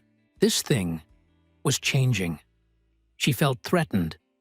Her body had taken on a hybrid form mixed with human. The eyes, human. The smile, familiar. It was someone they knew, but no longer human. A worm. Siri and Jake cut through the crowd of monsters with the sword of justice. Even though they were gigantic, they dealt with them as easily as a shadow. The players just watched. One swing was enough for the monster to crumble to dust. But these creatures are not just viruses. They have been infected with demons. Twisted, scary, dangerous. Isaac admitted his defeat. What he said before was just empty talk. After all, opponents are different, and you need to have certain information to overcome them. He admitted, Siri and Jake are real operators, and there is no need to compete with them. You need to learn, absorb experience, because that is the only way to be one step ahead, and survive. Meanwhile, the players were thinking about how to destroy the core of evil. Without it, Vanson would breathe freely. The mutating virus broke all laws. It could not be stopped by conventional means. We had to prepare. And then she appeared. Mia. She felt, danger is very close. This was something else. Powerful. February. Dark. A new mutation before her. It pulsed with power and menace. Mia planned to observe this creature for now, but the account was familiar to her. She had met it somewhere. Without wasting a second, she rushed into battle, before he destroyed someone else. The freak is not just strong, but also cunning. He started his move with the block command. It is necessary to weaken the enemy, before something bigger. The fight continued. Different commands were used. Mia threw a fireball at him. The taste of victory touched her lips. Then more, and more. The bullets were burning. They were filled with hatred for everything dark, and he responded. His commands were precise, abrupt. Mia was losing strength. In his hands is the power of destruction. One blow, and that's it. He played to exhaustion. He didn't give her a moment to breathe. My friends called to find out the situation, but unfortunately, it was critical. Help was needed, but she refused help, her eyes filled with rage and malice. Mia acted decisively to destroy this creature. He is not a problem for her. It will just take a little more time. Smoke filled the space. The operators no longer saw her. They rushed to help. She almost won the battle, but when she saw the face of the enemy, she lost the power of speech. It was Dyke, her former operator. The fight continued, longer than ever. This meant only one thing. The opponent was very strong. The arena was burning with speed. The movements were lightning fast. The eyes couldn't keep up. Fire, bruises, energy. This wasn't just a fight. This was a real camera duel. Force against force. strategy against experience. Mia tried to see signs of defeat, but all in vain. The enemy was invincible. Something was wrong. It was as if Dyke was being controlled, mechanically, like a puppet. His movements were precise, but empty. His behavior was unusual. He was no longer himself. Mia wanted to wake him up with all her might. He was her ex-friend, after all, not her rival. Dyke was a former ranker and skillfully fought with various scoundrels. He even deliberately fell into traps. But every time, victory. He was bored. Too easy. As a ranker, he got everything. Levels, trophies, respect. But not peace. To forget the past, he threw himself into battle. One after another. Without content. Just to drown out the memories. But the boredom did not go away. It was oppressive. It was consuming me from the inside. Mia appeared on the horizon. She wondered how he was still holding on. After all, his karma was almost exhausted. She angered him just by being there. He took out his weapon. He wanted to destroy her. But suddenly, a knockout. He was lying down, and Mia stayed nearby, as a friend. Her goal wasn't to kill. It was to remind him. He's gone too far. Players are complaining. His fights are a drag on the development of others. He didn't believe it. In front of him was the cameraman, Mia, and she was here, in battle. But there was no malice, even when she confiscated his equipment. He took it calmly. He was interested in meeting her again. He was very interested in operators. The fight with Mia gave him real pleasure, and he wanted to repeat it again. But the Hydra Guild laughed. He was cleared by the operator. Shame. Players offered him revenge, resources, support, weapons. But Dyke realized Hydra had become his weakness. They stole, rotted, and lowered karma. He made a choice. He announced he is leaving the guild. Handed over leadership to Douglas. But Douglas didn't take it. He stood up and quarreled in a rage that he was a parasite who only reaped the fruits of labor. But that didn't stop Dyke. Mia was back in his thoughts. Now he was making a plan to meet her. Again. Differently. There were two bodies lying in the background. They were the cameramen. For Dyke, this was even good. He was waiting for them. And two cameramen are better than one. His voice was firm, decisive. He was once again seeking to duel Mia. He challenged her, openly, without fear. This time, it would be tougher. Dyke was going to give it his all, squeeze everything he had out of himself. Anything to win. But Selina screamed. She reproached him for his rudeness. Mia had gone through a difficult path, and he met her with force. Mia was shocked. Didn't he still understand? If he wanted to fight again, she would accept the challenge and prove once again who was the boss here. And then, one blow. Dyke lost again, incredibly quickly. The disappointment was eating away. He had given it his all. He had set up PvP, calibrated, prepared, and all for nothing.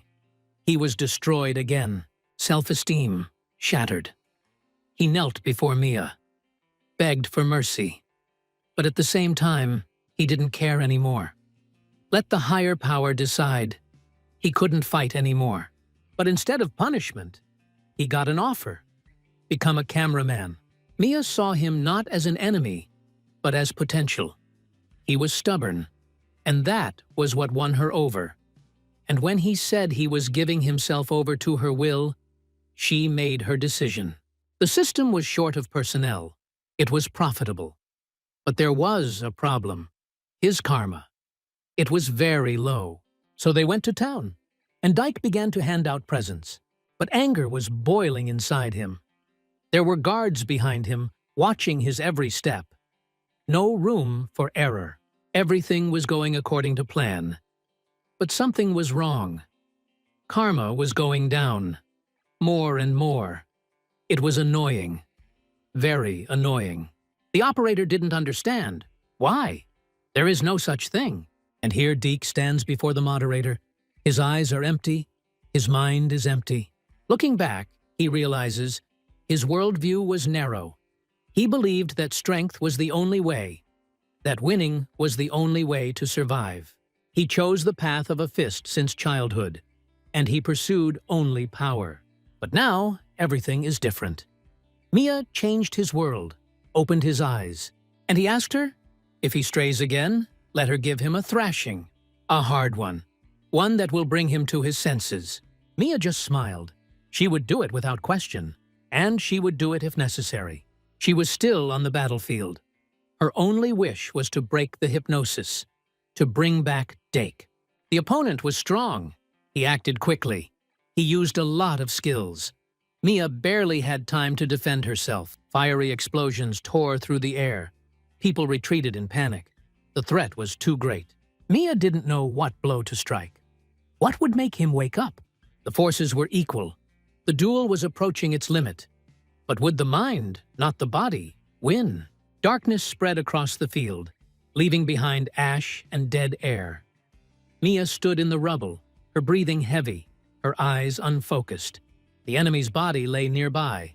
It no longer moved, but something still breathed inside. People rushed to look for Mia. She was sitting on the ground with the enemy's body. She wanted to wake him up. This wasn't just a body. This was Dyke, a former ally, a former friend. He had been changed. Inside was another being, infected with dark magic. The virus was just a shell. The real threat lived deeper, in the mind. The crowd fell silent. Everyone looked at her, waiting for the verdict. But she didn't give it. The players, the operators, everyone asked who it was. Her answer was short and harsh. It was also an operator. However, there was no long pause. A new evil thrust its horizon. Viruses, hundreds, thousands. The command to prepare for battle was given. Every bastard had to be destroyed. And then Lily stepped onto the field. Her presence cut through the space. The sky darkened. The charge hummed in the air. In her hand, a weapon glowing with elemental energy. She led the advent. The thunderstorm team summoned lightning. The sky split. Explosions tore the air. Viruses fell by the dozens. People were delighted. The viruses were buzzing like flies. One team destroyed more than 1,000 scumbags. But the test was not over. The system registered the remaining danger. We must continue to fight. The last one to lay a hand on the enemy was Mia. She skillfully finished them off. Mia returned to Dyke. He showed no signs of life, but he could be saved. She turned to the administrator. He thought about how to help him. After all viruses have nuclei, but this was something stronger and more powerful. It wasn't a virus. It was mind control. Someone was holding him from the inside. Robert concentrated, his aura unfolding, breaking the invisible chains of control. He raised his sword, its energy filling the space, cleansing the infected heart. The shadow began to fade. Dyke's consciousness returned. His eyes opened. He saw Mia. Her silhouette seemed unearthly. She was still holding on, but the marks of the battle could not be hidden. Her pain was real. The memories came back to him with icy pain. He realized that he had brought her suffering. She screamed at him. After all, the virus that lived in him brought her a lot of pain. Mia kept her promise. She brought Dyke back to the right path. His face filled with happiness. Dyke was free again. The controller was losing access. Douglas's plan was foiled. The doll tore out the ropes. The monster created in the darkness became uncontrollable and no longer served anyone. Robert began to rebuild the city. Pixel by pixel, bit by bit, the city began to come to life again. It seemed as if Vanson was being born a second time.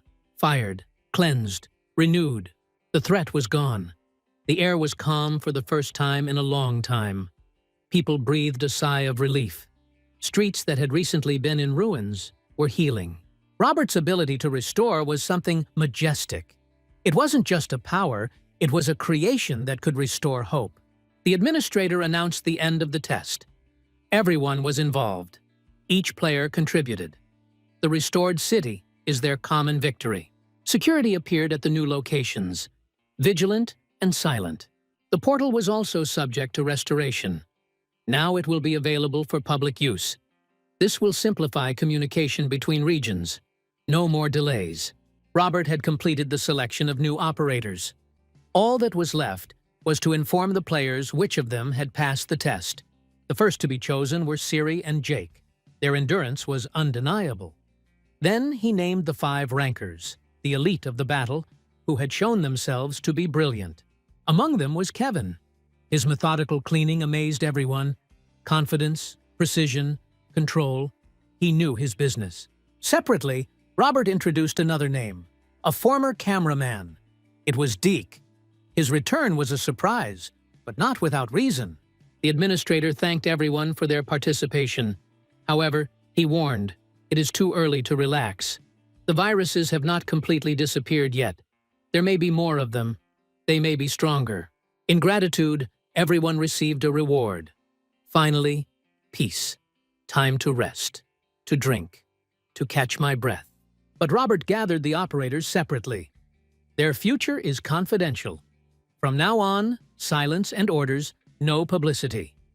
They promised to provide details of the tasks later. Instructions, separately. Each step of the operators must be thought out. And confidential. Lily approached Dyke. There was concern in her eyes. She asked about her brother, about Aster, with whom she had lost contact long ago.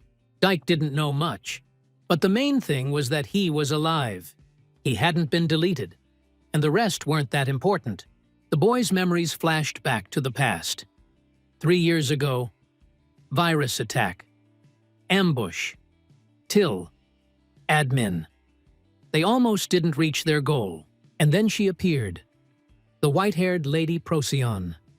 Her powers stopped time. Evil froze, as if paralyzed. Everything was sucked into the bubble, like a vacuum. The viruses were silent. Gone, destroyed not by the sword, but by the purity of her presence. That day was etched in Dyke's memory. It was the first time he began to doubt his path. Proion didn't give up. She wanted to save Aster, even at the cost of her own peace. The viruses wouldn't let go. They kept him in the shadows, like a prisoner between worlds. Aster was stolen from under his nose, right on the battlefield, brazenly, without warning. Marizota was wounded. He ran away, limping, leaving a trail of dark energy behind him. The scar on his body is a sign of shame. Proion did not let him go unpunished. However, the enemy's goal was achieved. Aster was taken to their lair, a cave deep in the subconscious, a place where consciousness dissolves. Dyke told Lily this story. She listened silently, trying not to tremble. But one name knocked the wind out from under her feet. Beetlejuice. The war continued, but the victory was lost with every step. They had to retreat. The enemy forces were more powerful, more numerous, more ruthless. The worms tore apart the defense, but a new hope appeared, a temporary power granted by Proion. Its light united the team. A new hunt began, the search for Aster. In the ashes of settlements, they found those who were no longer human. The aura of viruses flowed from their bodies, but these were former players. Something had gone wrong. Their power is alien, twisted, but terribly effective. Everything pointed to the Hydra, a guild that was once a symbol of brotherhood. Dyke knew these halls. He had been there at the beginning, but everything had changed. Now the guild was a nest of treason. True evil hid here. Its path led to the gates of former allies. Suspicious peace all around. No destruction, no viruses. It looked too clean. A trap. And indeed, there was a fighter with unbridled strength among those present. One blow, and Dyke fell through the floor. He was captured. They brought him to Douglas. He sat there like a ruler of darkness. Despite his loss of status, he had access to the system. Something was wrong. Dyke had no choice. The power inside his body had awakened. His consciousness had been transformed. His body was a tool of the enemy. He had become a puppet, a plaything in the hands of Hydra and their dark allies. After that, only black. The memories of evil remained. Impossible. The system was lying. Someone had broken it because of the name. The list was headed by scoundrels. A new plan was needed. This was more than just viruses. The Hydra has made an alliance with the Shadow. They have crossed the line from which they do not return. But then he appeared. Aster, himself, alone against the darkness. Without horror, without pity, with a conscious risk of being erased. His weapon became the power of the antivirus, left to him as a gift from the ex-moderator. One blow, and the opponents scattered like ashes in the wind. The air filled with ash. But Aster stood, alive, and the war was just beginning. Aster remained a target. The viruses did not retreat. They needed him, only alive. His energy threatened the entire network. They could not allow him to escape their control. 2 new agents were on the trail, their power surpassing that of the previous agents. As Betelgeuse continued to fail, the Lord grew impatient. Disappointment squeezed the space. There were many tasks, but few results. He decided to do it himself, for the first time in a long time, without intermediaries. At the same time, the operators celebrated the new weapon. It glowed with pure energy. Their hope grew stronger. Victory seemed close again. Lily returned to headquarters, documents and instructions in her hands. Her voice was harsh. She reminded him of duties and discipline. Robert noticed that without a moderator, the system was falling apart. Stabilization remained a priority. New portals opened every day. He moved first. The task was to close off another infected zone. Mia and Dyke chose a different direction. They went deeper into the territory. Their goal was the cities outside Erzgebirge. New information was needed. As they left the safety zone, they were met with horror. Magical werewolves, disfigured by viruses, roamed the forest, their skin pulsing red, their eyes dead. After a long journey, Mia suggested a rest. The cave became a temporary shelter. She saw a flash of light. A battlefield shimmered on the horizon. An unknown fighter fought an entire horde. And it was Seline. She stood alone, against all, exhausted, but determined. The operators stopped. Their eyes froze. The past was still vivid in their memories.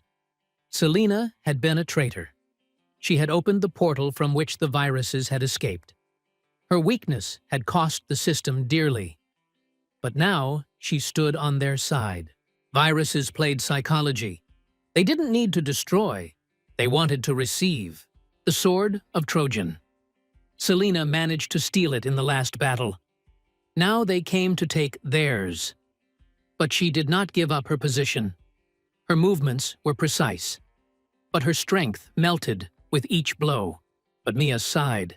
Her eyes blazed with determination. She moved forward, and Dyke followed. The decision had been made. Help had arrived. Hope had come with her. Seline found herself behind the cameramen. She was ordered not to interfere, but guilt still burned in her heart. She had to explain why she had opened the portal. What was in her head then? Fear, weakness, or something else? The answer was waiting. For the viruses, a new body is a chance to live. They were trying to escape from the shadow of Erzgebirge. The plan was simple. Clean out all the operators. Leave the system blind. Their worms were transmitting data through clones. But something went wrong. They didn't know that part of them had escaped. It was a mistake, but it was too early to think about that. First, destroy the invaders. Viruses played tricks on humans. They were considered slow, ineffective. But the operators were not subject to emotions. The new model weapon broke through the defense. Only Aster had such power, but it was removed long ago. The fight did not last long. The darkness stirred. The elite were advancing. The elder viruses. Mia woke up. She was expecting a real fight. This was her field. Her eyes were burning with revenge. The blow had to be decisive, demonstrative. A crowd of scum filled the horizon. This was no longer an attack. This was a war. They blocked the connection. No moderator would hear the cry for help. Dyke sensed danger. There was no retreat. They were in enemy territory. The system was broken, but the core remained inaccessible. Something strong protected it. Mia fought desperately, experience and fire in every movement. The viruses used everything: daggers, explosions, energy projectiles. The tempo grew. The number of attacks reached its limit. The air crackled with tension. But suddenly, there were glitches. Their weapons started to lock up. Something was breaking the algorithm. The viruses panicked. The forces did not obey. The operators were different. They were not the same as 3 years ago. Their skills were honed, their arsenal upgraded. Every move was thought out. The aura around them changed. The opponents did not have time to adapt. They were destroyed with mathematical precision. And then one of the freaks grabbed Seline. Her hands froze. She squealed, but did not struggle. A worm crawled out of the darkness. Ugly, slimy, with eyes like 2 wastelands. It was unknown why it was here. Its presence broke the space around. Mia was already planning her revenge. Her body was shaking with anger. This creation was pure evil. Its attacks were devastating. He once saved Seline, but only for his own gain. The unification was to his advantage. But she did not submit. She did not become a puppet. And then the worm showed its true nature. It began to beat her without regret. Seline was thrown aside, coughing up blood and screaming in pain. Mia stood before her. Fire blazed in her eyes. She had unleashed all her skills. The time for mercy had passed. But the worm laughed. He felt no pain. He stood like granite. Each of her blows was swallowed by his flesh, as if he had no strength. It made me angry. Her attacks were useless, and he was unperturbed. And yet he finished Seline off. Her body hung like a puppet. He sucked the energy out of her. He did it with pleasure. But even in her helplessness, she was filled with hatred. She would not forget. The worm turned away. The battle was not the main thing for him. He had other plans, but he didn't have time. A moment fell from the sky. The earth shook. He didn't have time to look back. An iron fist was flying in his direction. It was Robert. His body was armored. His eyes were blazing with determination. He crushed the worm with a blow. The ground opened up beneath them. Mia continued to fight. A stream of fire tore through the air. A ring of flame wrapped around the worm, squeezing it from the inside. He didn't resist. He just smiled. Somehow, too calmly. And then others rushed into battle. Virus warriors appeared from all sides. Dyke threw lightning-fast daggers. They flew like meteors. The battlefield was shimmering with colors. Red, blue, ash. But the worm was stronger than it seemed. Its strength was not yet complete.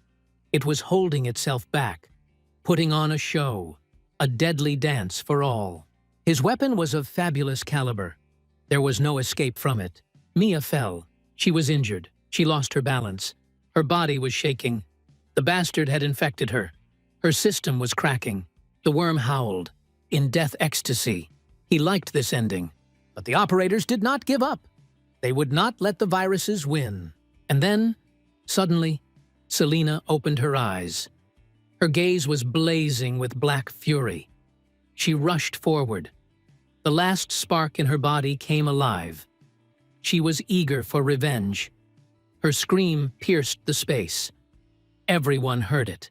The worm looked back, and for the first time, he felt fear. Seline lay motionless, her body battered, her breathing ragged. She didn't understand why the operators were still standing there. Seline had betrayed them, released the evil, opened a portal. But Mia didn't leave her, and Dyke stayed close. It was touching. The worm couldn't stand it. It seemed absurd to him. She was a traitor, squared. Seline stood up, shaking, her eyes ablaze. She reached out to the portal. Trojan's sword was in her palm again. The former administrator warned, the power of the sword is one time, and the price for it is life. But it didn't matter now. He had nothing to lose. Seline plunged her sword into the worm's heart. Without hesitation, without fear, he howled. Not from pain, but from shock, something he hadn't expected. Seline looked into his empty eyes. She felt guilty. Her plan is simple: make evil pay. The sword's true power was revealed. The light of Trojan began to pulse around. He had nothing left to defend himself with. He was losing control. Seline was landing blow after blow, precisely, like clockwork. His screams erased the air. But no one was afraid anymore. The artifact blocked all his skills. The worm is an ordinary creature. She once trusted him, in the distant past, and paid dearly. Now he is just a fragment of the past, which must be destroyed. He called the army, but in vain. His team crumbled like ashes. This was the last dance, and someone had to fail. Seline was getting weaker. Every movement was hard, but she didn't stop. Sparks flew into the sky. Attack after attack. Wave after wave. They stood opposite each other. Two of them. The last round. And then everything stopped. Karma was reset. Flash. Explosion. Mia and Dyke fought their way through the chaos in search of Seline. The field was shaking, and somewhere ahead, in the center of the energy storm, she was burning. Her body was crumbling into tiny particles, as if dissolving into the air itself. Mia froze. Everything inside her turned over. If this continued any longer, there would be nothing left of Seline. But while one of them was clenching her fists, the other was already falling. Dyke was struck. The entity was ripping energy from him, sucking the last of his strength. His body was shaking as if connected to a poisoned system. Mia lunged forward, her blows hard, fiery, merciless. The stricken worm tried to hold on, but it was obvious that he was weak. The skills he had lost did not give him a chance to return to full form, but he still had a plan. His last wish was to infect Seline, not let him disappear peacefully. Bind her with the poison code, keep her in the system, destroy even death. Next, take control of the operators. Subjugate. Use. Mia could barely contain herself. She saw how this monster was drawn to Seline, like a leech that never gets enough. And then Robert showed up. He pushed through the blocked paths, erasing all barriers. Messages did not get through. Coordinates did not update. But he left, and finally reached them. Seline was almost gone, her energy disintegrating into molecular ash. It was necessary to act immediately, but first of all, destroy all the trash. Robert had no doubt. His blows were like impulses of explosions. Viruses flew back, exploding in the air. This power was unknown to the enemies. Its level remained a mystery to them. The evil spirits understood that the core was broken, and the main entity was losing control. Robert walked forward, and with every step, his strength grew. And then Lily came out of the shadows. The new weapon in her hands glowed with a steady, cold fire. The antivirus team began cleaning. Panic was spreading. The viruses couldn't hold out. Their code was being erased faster than it could adapt. Trojan's power could have changed the balance, but it was in Robert's hands. Their fear grew. Lily and Robert, the two pillars of stability, were destroying all that remained of the former viral dominance. Their power was unconditional. The sword slid through the worm's body, the blade cutting without mercy, destroying everything it created. His achievements, all his efforts, crumbled to dust. For her to be proud, to admit, to stay close. The worm was left alone. His obsession worshipped her like a goddess. Therefore, the virus was only a means. It was used as a temporary, cheap one. Her code went dormant. She was gone when she woke up. The worm lost its target. Now he focused on one thing: destroying Robert, the one Trojan had chosen. He felt like if Robert disappeared, everything would change. He would become the moderator. And then she would come back to him. The portal opened. The viruses escaped. The battle was exhausting, and there was no point in wasting energy on defeat. But Lily interrupted the flight. Her weapon glowed brightly, like a challenge. Vengeance pulsed through her. The worm did not retreat. Drawing weapons from the portal. Counterattack. The force was uneven. But there was still a chance, because Robert's exclusive weapon was in his hands, the one that was lost 3 years ago. When Robert deleted himself, he left it there, not suspecting that it would become decisive. The worm triumphed, demonstrated her power, mocked. This made Robert angry. The guy started shaking. He activated the delete command. But the command didn't work. Something went wrong. The cancel command was executed. This virus was extremely powerful. The systemic stability was shaken. He did not yet want completion. Revenge was still brewing within him. But Robert was not going to let the enemy go. The attacks rained down one after another. The virus turned everything against him. There was not enough strength. The teams fell apart like glass under pressure. He held a weapon that could solve everything with one blow. And he disappeared. The bright trace disappeared into the air. There was only silence and tension on the battlefield. Both knew that there would be a meeting. And next time, one of them would not return. Seline's childhood flashed through her mind. Bright, warm, filled with laughter. Her family was nearby. They had not yet known troubles. Against the backdrop of this piece, one face appeared. A girl, the boss, with torn clothes, defenseless and alone. The image wouldn't leave her head. Seline couldn't stand it. She went to visit the child without telling any of her relatives. But he was already gone. There was only silence in that place. She believed that everything would be fine with the girl. But the viruses attacked by surprise. The village was burning. Everything around was collapsing. Death and fear filled every corner. People screamed, ran, fell. Despair squeezed the throat. When Seline came to, all was already lost.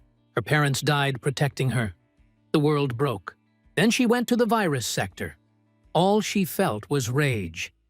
There she saw a worm for the first time. She was offered to become an operator. In order to get closer to the enemy, she agreed. But it was at that moment that the worm revealed the truth to her. She dreamed of getting her family back. Seline became a virus operator. And again, I met that same girl. Mia became her friend. Their connection was sincere, real.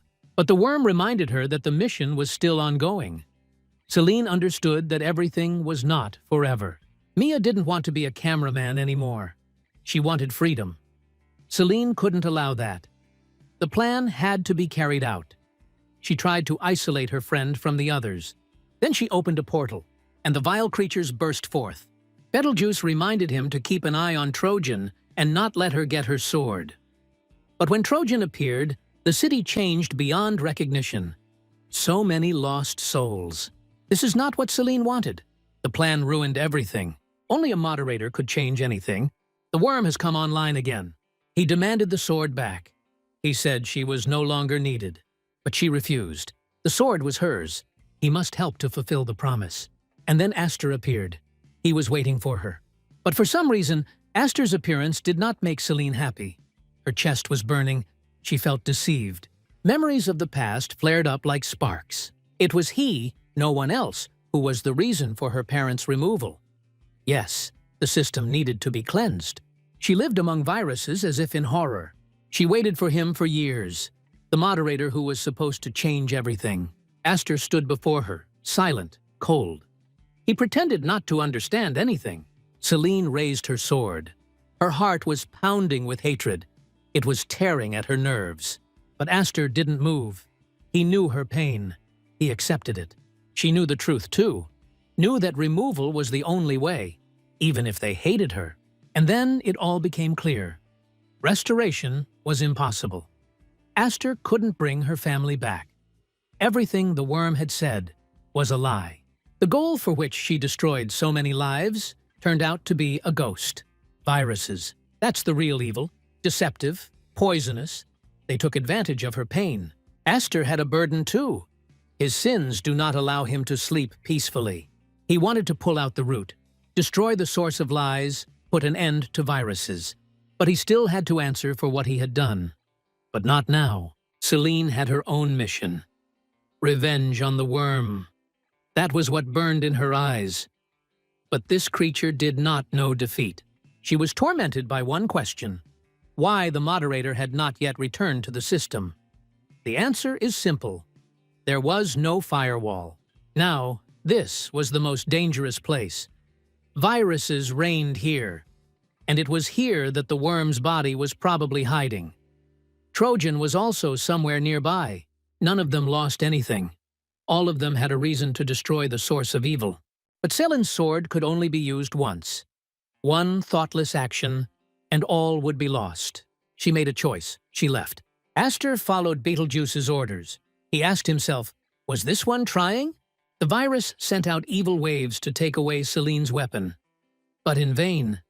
She even managed to wound him. Robert immediately began the healing process. He had to save her. And here they are, two friends, lying next to each other. One is wounded. The other is infected. The update is complete. But at that moment, Seline changed her mind. She didn't choose recovery. For Mia, it was better. She wanted her friend to be safe. The decision was made. Without pity. Without horror. Seline sacrificed herself. For love, since childhood, was stronger than revenge. Mia was on the edge. Anger was gnawing at her from within, and to ease the pain, she went to where the monsters lived. The lair was in chaos. Not a single one survived. Her anger was pure fire, and no one could stop this storm. Dyke tried to hold her back. After all, the cameraman hadn't known rest for a long time. She would simply burn out if she didn't stop. A new task lit up on the monitor. Theo had turned on extreme boss mode. And she didn't even hesitate. The bastards were flying to pieces. Each blow from her was like retribution for something deep and personal. Scenes from Seline played in Mia's mind. Conversations, her eyes, moments that could never be returned. She kept thinking about what had happened. Why had Seline chosen this path? Every encounter became a punishment. She punished herself for being weak, for not being able to save her. Robert and Lily tried to hold the girl, but she didn't hear. There was only pain in her eyes. She looked at the moderator in silence. A look that said everything. He could be saved. Hysteria was suffocating. Guilt was eating me up from the inside. If only it had been a little stronger. Robert began checking the system. Everything must be under control. Two artifacts hung in the air next to him, a sword and a star. Seline gave them to him before leaving. When Robert touched the sword, something flared in his body. Strength. Freshness. It was renewal. New abilities. Now he could cure common viruses. And that's what helped save Mia. The sword pulsed with energy similar to Emily's. It had yet to be explored. And the star Betelgeuse is a mystery, a potential danger. Sirius was stunned. How did it happen that the virus lost its star? Betelgeuse was the only one who knew where Aster was. Sirius hoped that his sister Proion was already in action. She was supposed to find Lily's missing brother. Robert was sure that Betelgeuse had a reason to become a star. It was necessary to keep his distance. Meanwhile, the viruses were approaching the capital, the last refuge of people, the perfect place for a true leader of the scoundrels to emerge. But the city was protected by a dome. The virus smiled mockingly. One blow and everything would disappear. That's what he thought. But the clones warned, do not touch the firewall. The city is protected by a powerful force. That is why it still holds. The attack began, a powerful wave. But the city remained unharmed. No crack. The clones panicked. They wanted to retreat. And then she appeared. Proion unfolded her power, and evil spirits were carried away from her path like dust. The worm's wound throbbed like a living tumor that was about to burst. But he had lost the ability to multiply, so his offspring no longer had the usual advantage in numbers. The clones were removed one by one. The army of black evil was melting away with each passing minute. This was the perfect chance. And Robert knew it. He had to strike while the enemy was weakened. But Worm didn't sit idle. He started developing a new plan. A plan to counter the moderator. After recent events, viruses have temporarily retreated. It was the calm before the storm. At this time, the main worm unexpectedly appeared at Regina's shelter. He has a whole retinue of supporters with him. Powerful, ruthless, with superhuman endurance. The worm, as always, behaved arrogantly. He bragged about his achievements during the 3 years of war. The scoundrels dreamed of taking his place. The strength of the viruses was constantly growing. They were preparing to break through the dome, the capital, the last protected place. Proion could not withstand the pressure. She urgently needed the help of a moderator. Viruses can launch a full-scale invasion, so you always need to be one step ahead. And the sky was already lit up with a bloody glow. It was Robert's team approaching. Sirius had given him the exact coordinates, where his sister should be.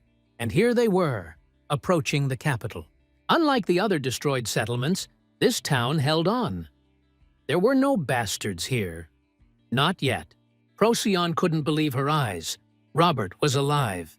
Moreover, he was stronger than ever. Lily and Sirius rushed into her arms. They thought Proion had been removed. That's what Aster said. But Robert restored it. There was a noise here. The operators were preparing for battle. They felt something supernatural, powerful. Proion blamed herself. She couldn't save Aster. It gnawed at her from the inside. The former operators were confused. The one who became the new moderator had previously been marked as a bug. This caused fear and doubt. Lily turned to Proion with the main question. Where is Aster? But she didn't know. After Betelgeuse took him away, the connection was lost. And then Robert received the star Betelgeuse. Proion froze. There was surprise and alarm in her eyes. She knew. This star was more than just an artifact. It was the key. Robert stood confidently and calmly, but his eyes were blazing with determination. His words about the skill restoration sounded like hope, a power that brings back life even in the darkest moment. The former operators listened to him in silence. The memory of Selina was still too sharp. They were bored, reproaching themselves for their impotence. And so this news awakened hope in them. Sirius tried the dragon's eye, but instead of a clear path, he saw only fragments of the past. Fragments of pain and light. Aster was alive, but lost somewhere among the destroyed sectors, in the very heart of forgotten space. Robert was talking about viruses. They didn't disappear. They became stronger, smarter, more dangerous, and there was less time. The former operators were skeptical. To them, Robert was nothing more than an outsider. Their loyalty was to Aster, and it was this past that held them captive. But the truth was simple. Without unification, all efforts would be in vain. Doubt gave way to determination. One by one, they agreed. They were united by one goal, saving the civilians. And if the new moderator had power, they went with him. They were ready to accept Robert's power and move forward. The capital was waiting. Miss Proion came there with Robert's team. People greeted her with respect, as a shield protecting them from the darkness. She was a shield for civilians, and protected them from viruses and other monsters. The city was named in her honor, a symbol of gratitude and faith. Sirius felt an inner unrest. His form, a child's shell, humiliated the pride of the ancient dragon. He sought change. Meanwhile, Robert went to the Players' Guild. Those who had the greatest power gathered there, and they were the ones who needed the updated firewalls. Proion warned, players were unpredictable. They cared neither for titles nor past achievements. 5 guilds, 5 powerful forces capable of turning the tide of war. Proion stepped before them with a slight tremor in her voice. Her shyness was genuine, but she was respected. She introduced Robert, the new moderator. The players did not applaud. Their gazes were sharp as blades. They needed proof. One of them stepped forward. The challenge was accepted. Tension hung in the air. Robert wanted to see what he could do. The opponent's first attack was swift and sharp, like a thunderclap. Robert reacted instantly, his movements precise as a sharpened blade. He easily deflected the blow as if it was a simple warm-up. The opponent was furious. His attacks, one after another, failed to reach their target. They crashed against Robert's defenses like waves against a rock. The battlefield was burning red. Robert responded with powerful thrusts that left traces of light and power behind them. His aura shimmered with fiery colors. It felt like a power equal only to Proion. But the battle is not over. But Robert did not flinch. His response was instantaneous. A flash of pure light burst forth, swallowing the darkness, destroying the old mountain that once rose above the village. The power of the new era had shown itself. Rancor stood destroyed, morally and physically. He admitted defeat. The doubts were dispelled. Robert proved that he was worthy of the title of moderator, and no one else could object to this. In the chaos that followed the fight, Ventus tried to disappear unnoticed, but his path was blocked by Lily. This was the meeting he had been dreading. Her gaze left no room for escape. He had avoided her for years, ignored her calls, forgotten the past. But she remembered. She helped him when he was new to the Griffin Guild. It was thanks to her that he grew strong. She offered him a position among the operators. He refused. The offer still stood. Now the city needed everyone who could take a punch, even those who had once fled. Robert spoke up in front of everyone. His voice was calm but firm. He was reminding them of the main thing. Viruses have not disappeared. They have become scarier, smarter, more cruel. The city's defense needed new forces, new operators, new shields, new determination.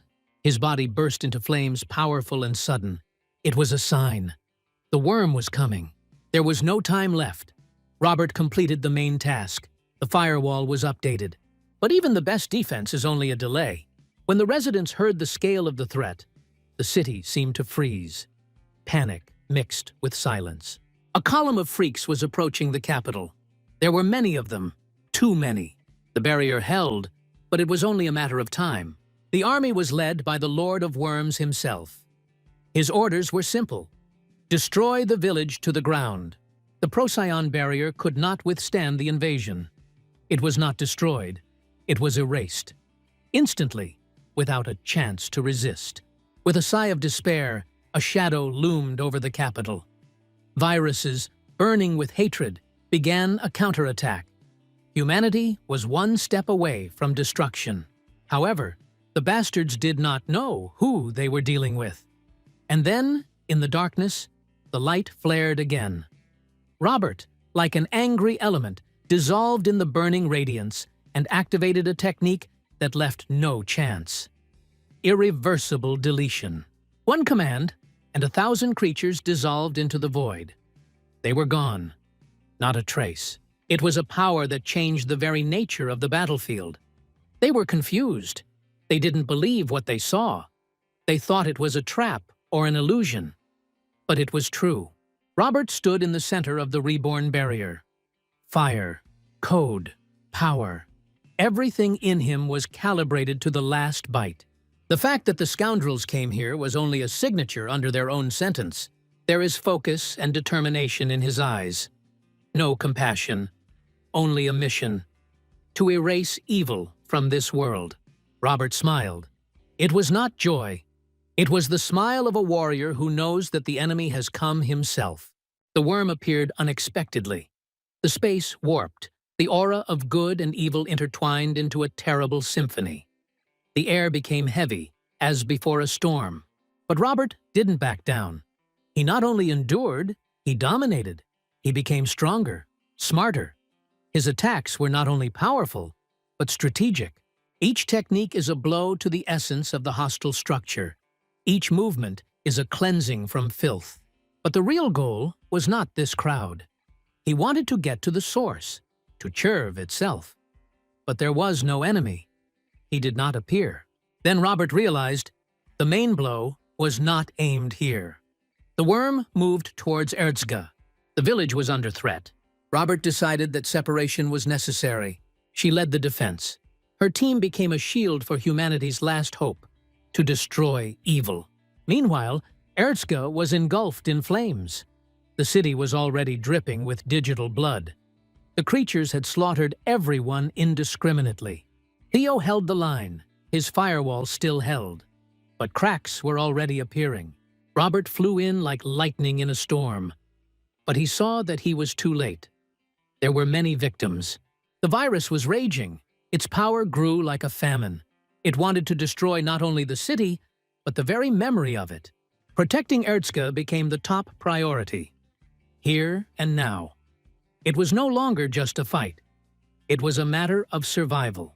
A girl came to the village, whom the children had been waiting for like the sun after a storm. Her face glowed with happiness, her eyes sparkled with warmth. It was Voleta, a friend who had once shared laughter and dreams with them. Henry and Helen greeted her with joy, sincerity, without fear. The embrace was warm, like the spring wind, bringing the scent of new life. They immediately invited her to enter the village. There were so many people here that she had to see. So many kind hearts waiting to be met. Voleta hesitated.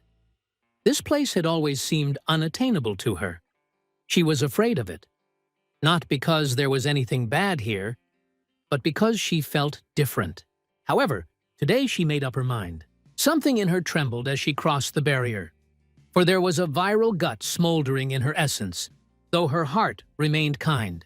It was truly good inside, peace and light. She absorbed the beauty like a thirsty soul for a sip of hope. Henry and Helen enthusiastically took her around the village, showed her every corner, introduced her to people, as if they were their family. Voleta felt happy, but the calm didn't last long. Theo suddenly stopped. He felt something. His gaze fell on Voleta, no longer affectionately, but with icy suspicion. How had she managed to pass the barrier? There was only one answer. He is a virus, and not a simple one. Scary, poisonous, someone who should not be allowed anywhere near. She only wanted to play, just to be with those she cared about. But there was a threat hidden in her nature that could destroy everyone around her. The new reality disappointed her to tears. The friends who were everything turned away. Their worlds could not be friends. Too different, too hostile. Voleta, without saying a word, turned around and left. But Theo didn't let her just disappear. The virus can't just go away. That's the rule. He rushed after them, preparing for battle. But she disappeared, lightning fast, like a shadow. She was gone. The children were left with broken hearts. They remembered her tears, her voice, her eyes. They believed her. And now they couldn't understand. Was she really evil? They wanted to apologize. They wanted to say that they still believed in her. And the sky above the village was already burning with a bloody threat. The viruses were coming like a storm, and among them stood the worm, the dark crown of the unclean. Theo couldn't believe his eyes. There were too many of them. An endless column of darkness thrust into the village. Was Voleta really just a spy? She gained trust, opened the way, became the weak link. The viruses used the anti-rollback command. The connection with Robert was cut off instantly. Now they were left alone. And somewhere far away, among the cold air and burnt hopes, Voleta asked herself the same question again. Why was she born a virus? This role did not suit her. She did not want to be evil. But the universe decided otherwise. She approached the village again. Hope still glimmered in her heart. Maybe she would see Henry and Helen. But all she found was a village, shackled in the cruel tentacles of the worm. The horror that came from the depths of evil erased everything. And in her eyes there was only one thing. Were they alive? Her friends? Her only hope. Panic spread like poisonous smoke. People rushed for cover, huddled together, prayed, cried, ran. Horror in every look, despair in every step. The number of viruses grew every second. They cloned, multiplied, filled the space like a black wave, swallowing everything in its path. And everything became obvious. Help was needed immediately. But deep in the lair of the worm, a question was brewing. Why was no one fighting back yet? Where were the defenders? Where were the operators? But it was a trap. Robert had calculated everything long ago. And although the enemy felt victorious, in reality, he was approaching his own death. But the viruses broke through the protective barrier. Now people were trapped, locked in a cage with a predator. And in this cage, real hell began. Fire was burning everywhere. Houses were burning. The earth was shaking. Erda was suffocating in the fire of revenge. But help was not slow in coming. Mia, along with a team of experienced operators, broke through the horizon like a lightning bolt of hope. And the real carnage began. There was no room for compassion. Someone had to die. And it had to be the viruses. The operators fought with unbridled fury. Their attacks were precise, cold, deadly. They had come to destroy evil, to the last fragment of its essence. Theo threw all his strength into restoring the barrier. The protection had to be activated again, but the worm appeared on his way. It was not to his advantage. He needed the village to be completely vulnerable. Theo's eyes flashed with anger.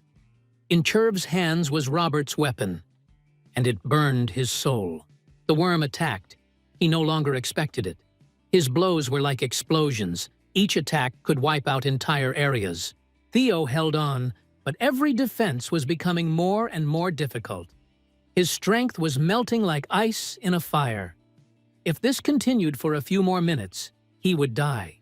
The children were screaming. Their voices were desperate. They were begging for help, not understanding why no one was coming. And then she appeared. Through chaos and flame, like a shadow of hope, Voleta flew in.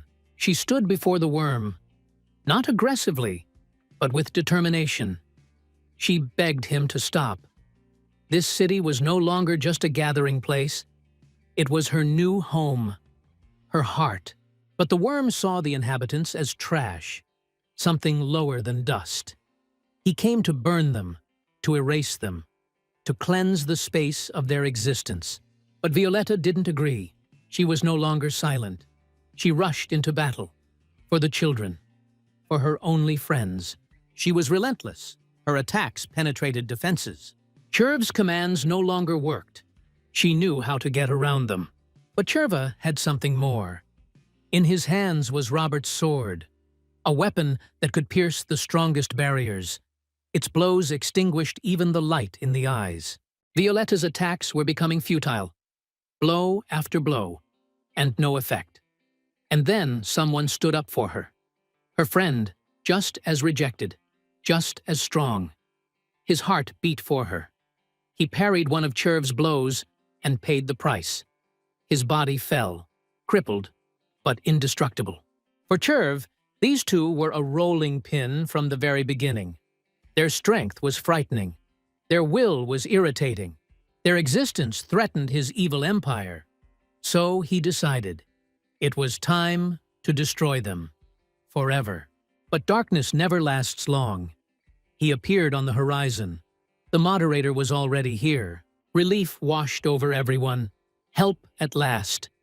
Broken hearts were filled with hope again. The forces were on the edge. The defenders were holding on by their last breath.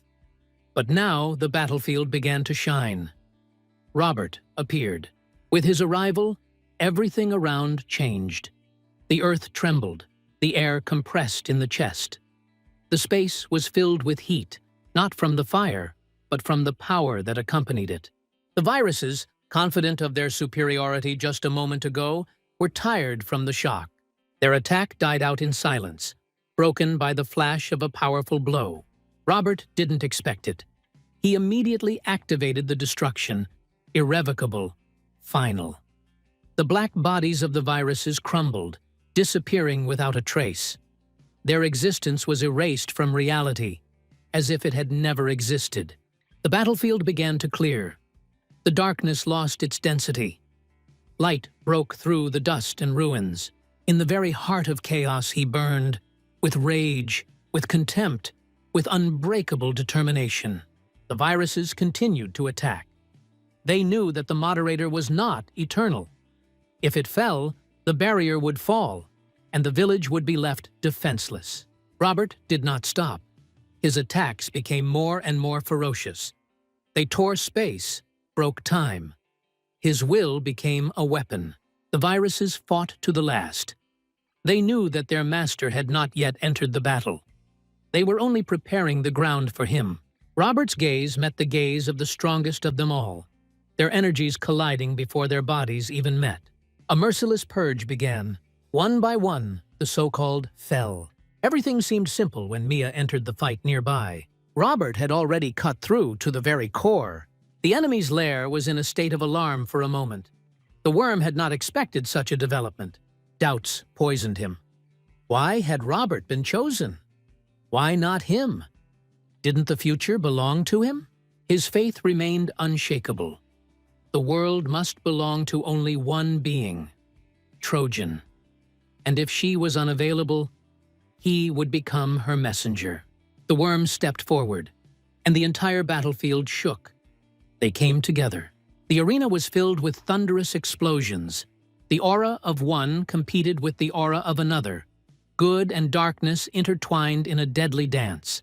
The explosions came one after another. One blow met another. Robert attempted to use the power of destruction, but the core of the heart was protected. The fight became more intense. Each new exchange of blows made the ground groan. Worm of the mad. Madness blazed in his eyes.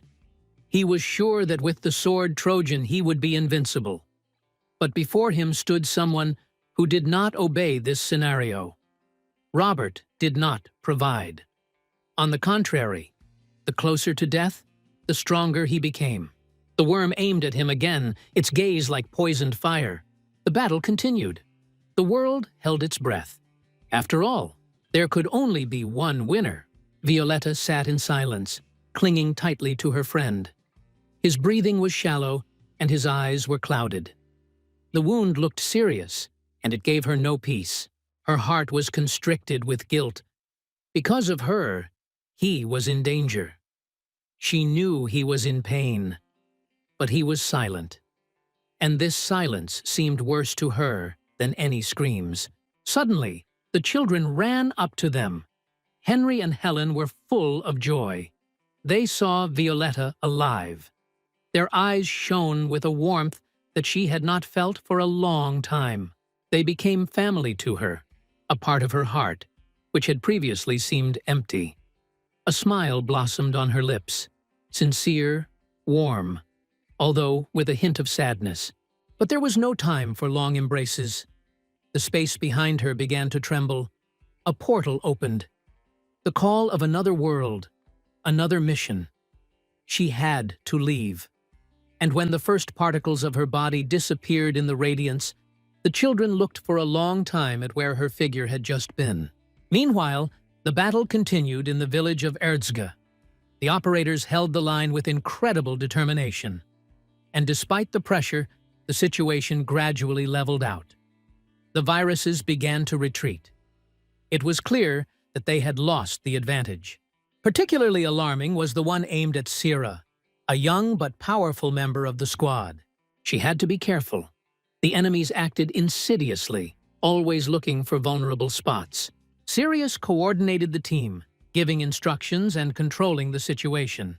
His presence was like a reliable wall, calm, strong, unwavering. But chaos still raged around them. Viruses were cloning at breakneck speed, and it seemed like they wouldn't stop until every operator's blood was spilled. However, no one was going to retreat. The defenders knew that this battle could not end in defeat. Lily had it the hardest. She found herself in the epicenter of the assault. Dozens of so-called viruses surrounded her. There were no comrades nearby. She stood alone, face to face with the evil spirits. They thought they could easily deal with her, hoping for her weakness. But they didn't know one thing. Lily wasn't just an operator. She was an antivirus, a symbol of destruction of everything that was corrupted. Her figure remained calm, even as the space around her exploded. Blow after blow flew at her, but each attack from her opponents only provoked an even more powerful retaliation. The viruses laughed at first, but they tasted Lily's failure on the tip of their tongues. All evil spirits that entered into battle with her were always removed. The virus's strategy was simple. Don't give her the opportunity to counterattack. But it was no use. They underestimated her. With each new strike, Lily demonstrated new, even powers, tearing apart clones, erasing entire waves of aggressors with a single swing. The bastards clung with their teeth to win, but in vain. They were too weak against her. Her power grew with every breath. While the battle around Lily raged like a storm, Proion was rapidly approaching. Her heart was squeezed with anxiety. She was afraid of being late. But seeing how Lily held herself, how she won, the anxiety dissolved into pride. At that moment, a powerful virus broke through the ranks. It rushed straight at the girls, trying to break them. It had only one desire: to absorb their bodies, to erase their presence. To achieve his goal, he used all the most dangerous techniques. The space shook from his attacks. But suddenly, a blue dome appeared in the air. Energy, pure and strong, cut through the battlefield. A familiar figure emerged from it. Esther, alive, undamaged, stable as a steel pillar in the eye of a storm. Robert did not retreat. The fight with the worm continued, heating the air to the limit. The attacks followed one another like explosions of a storm, where each subsequent wave was stronger than the previous one. The force on the battlefield was astounding. The clash of energies left scars in space itself. Robert's weapon creaked under the pressure of the worm. Her blade, unable to withstand the strain, gradually lost its shape, forcing him to act strategically. He activated the first of the reserve commands, the core, a recovery and support system prepared for emergencies. The worm perceived this as a waste of time, but Robert knew that every step had a price. And now it was not about a quick victory. It was about control. The battlefield turned into a buzzing hive, in which instead of bees, fiery charges, energy explosions, and lightning-fast shots from dozens of types of weapons swirled. Robert knew his arsenal was inferior to the weapon the worm held in its hands. It was Emily's weapon. This fact hurt the most. His sister, a symbol of hope, strength, and wisdom, now stood silently behind the enemy, like a humiliated past. A forgotten image emerged from the depths of his memory. He had been a child when Emily had handed him a hammer. Ordinary in appearance, but with a special shine in the heart of the metal. At that time, he did not understand that gift, did not know how she received it, and what was hidden in it. But later she said, "One day this hammer will open the way when all doors seem closed." He is the moderator, the only one who can change the rules. Emily knew it would be like this from the start. A plan had matured within him. From the depths of the system core, an update began to form. Under the onslaught of energy, the fire on the battlefield changed colors, from hot orange to blinding red. A new sword appeared in the flames, a symbol of the completed process. The upgrade was complete. The weapon he now held was superior to the old one. It wasn't just powerful, it matched his nature, his spirit, his resolve to destroy evil to the last bite. The worm took this with disdain. For him, no power could compare to Trojan. He believed that this poisonous system was invincible, that the world should belong to it, and the moderator should disappear forever. His gaze burned with death. But Robert changed. Pain, loss, responsibility. All this hardened his will. The new sword responded to emotions, revealing new sides of itself. The energy of revenge pulsed within it. Trojan was no longer the center. Robert now determined the balance. He stood tall. His determination was unbreakable. His goal was total purification. The end has come for the worm. It was the last dance, the dance of death. Robert will leave no trace of evil in his path. He is the finale of an old era. Robert's mighty power cleared the battlefield. The scum that had once threatened all life was destroyed. The villages, long fearful, finally breathed a sigh of relief. People rejoiced at the victory that seemed unattainable. The operators, exhausted but indestructible, carried out their mission with honor. The battle that devastated souls and lands was over, but not without casualties. Emily's weapon, which was the heart of the resistance, was shattered to its foundations. Robert held the fragments in his hands, but he did not regret it. The power she had given him remained in him, and therefore he became stronger. But his true goal was neither victory nor destruction. He strove for one thing, to find his sister. The worm turned out to be weaker than expected. His shadow seemed more threatening than she herself. But even after defeat, the evil did not disappear completely. In Robert's hands was the core, pulsating, sinister, still full of poisonous energy. The realization was quick and clear. The worm's ability to duplicate meant that some of the viruses could survive. Robert immediately began analyzing the core, looking for answers, plans, weaknesses, flaws, anything that would help destroy the remaining threat. When the analysis was complete, the data updated the system. The errors were corrected.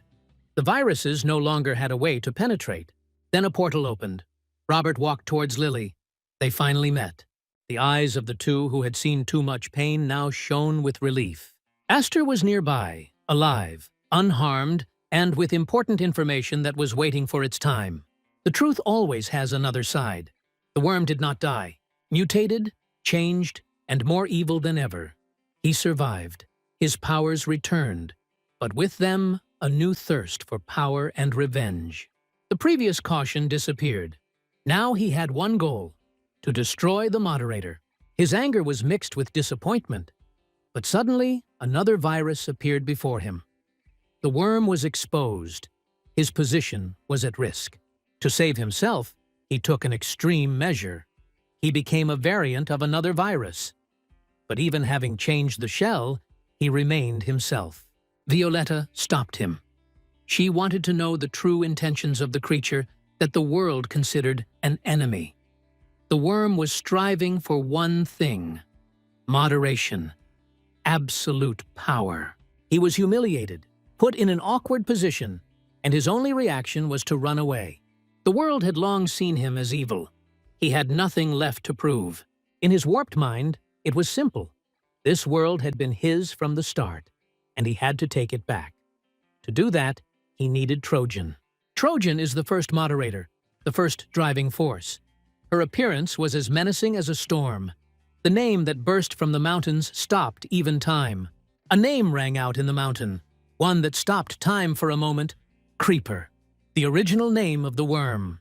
And he put all the pieces together. This is Trojan, but in a different shell. But she didn't like the worm's plans. He just wanted to use her for his own purposes. That's why she ordered him into battle. Cherva was overcome with rage. Power had slipped out of her hands, and with it, her pride. But what had caused Troian's discontent? She destroyed his dream. Not with words, but with the fact that his attempt to use her failed. She ignored him, crushed him like an insect. She didn't want to be a tool. She didn't want to be part of his plans. The worm was never useful to her, were the last words he heard. It was destroying him from the inside. It was unpleasant for him, and it was eating away at him. True defeat is not in the body, but in the heart. It crumbled, leaving only a memory of defeat. And then silence fell upon the world again. The time of Trojans had come. She turned Violet's shell over, giving her the body that was only a temporary shelter. Finally, Trojan appeared in her own form. Real, indestructible, ready to create the future. Time began to spin anew. There was joy in Erda. There were no more viruses. The moderator closely monitored the system's status. No anomalies were detected. The threat level was minimal. The era of restoration has arrived. People tired of fear finally felt peace, the kind they could only dream of before. The operators, led by the moderator, did their job brilliantly. This was just the calm before the new storm. The system gave birth to another type of threat: monster bugs, fragments of errors that need to be removed. A new quest has been created for cleansing. Now, not only operators, but also ordinary residents had a chance to take part, for the sake of rare resources, experience, and respect. Even newbies received guards after completing missions. Despite the discontent of some users, the overall picture was positive. The world was moving forward. The light that Seline had been yearning for was spreading. Mia never forgot her. The memory of her friend remained in her heart and inspired her to do good deeds. But one shadow still lurked: the Hydra Guild, the cheaters led by Regan. They did not obey the rules. However, the operators were already working on it. And soon, this evil will disappear. Forever. Aster changed everything. He gave up work accounting, became a real antivirus, a warrior of the new world. His determination knew no bounds. He, like others, strove to change everything for the better. Robert, the administrator, did the impossible. He returned the world to its original state. The system stabilized, the energies balanced. The space did not crack under the pressure of errors. Everything was in its place. Mia finally said goodbye to Selena. Her time was up, and she moved on to where the light was still needed. Meanwhile, Robert remained immersed in the system. He did not leave it for a moment. Lily was worried. He needed rest. And although he didn't agree, she came up with a trick. She created the illusion of a threat to get him out for at least a little while. They went outside. The world looked calm, even too calm. However, as soon as Robert appeared, a crowd immediately gathered around him. People were drawn to him as to a source of strength, like bees to honey. But amid the noise and conversation, amid the light of the lanterns and the gentle wind, his gaze rose to the sky. There, in the deep darkness, the stars were blazing. Their light seemed to leave traces, lines of memory, paths of the past. These were Emily's footprints, her legacy, her silence, her eternity. After a long and exhausting search, Robert finally found his sister. He tried all possible ways, commands, portals, old codes, but all were useless. Emily remained somewhere far away, in another dimension, unreachable to the ordinary gaze. In the end, he gave up searching, resigned to the loss. But Lily felt uneasy. Emily's presence had upset the balance again. She tried to understand her true intentions, because not every return brings only good. However, Emily didn't come for help. She came to give something extremely important to Robert. The portal opened. The three of them, Robert, Lily, and Emily, stepped beyond the known. They were transported to a place that was sacred to Robert. It was here that he first touched the power of the administrator. This point was the beginning of all beginnings. A sphere hung before him, bright yellow, like a pulsating heart that held the foundation of the entire world. It was an operating system, alive, thinking, controlled only by the one who created it. But something was wrong. Alarms were sounding inside the system. Her voice, cold and precise, was reporting the disruption. The system was no longer secure. It demanded the removal of the intruder. The alarm sounded louder, and the code was breaking. There was a sudden change of administrator. New name, Trojan. Shock pierced Robert. Before he could comprehend anything, control slipped from his hands. The information Emily had to convey was so powerful that Robert could not accept it in his usual accounting. The transformation was inevitable. The system perceived it as a danger. The protective protocol began to activate. Hundreds of energy swords rushed towards him. The air filled with a roar. The system itself attacked its creator. Lily did not hesitate to rush to help. She devotedly defended Robert, even knowing that her efforts were useless. After all, the operator had no right to interfere in the systemic struggle. She could only watch. The system didn't hear Robert's commands. Everything was getting out of control. He threw in his last resource, the chain command, to return the operating system to its original state. This required superhuman efforts. The system resisted, slipped away, changed layers of shells. But in the end, he caught her. The stream of attacks stopped. It was as if space held its breath. The sphere descended lower. Its shell changed. A new light shone from within. The operating system finally showed its true accounting.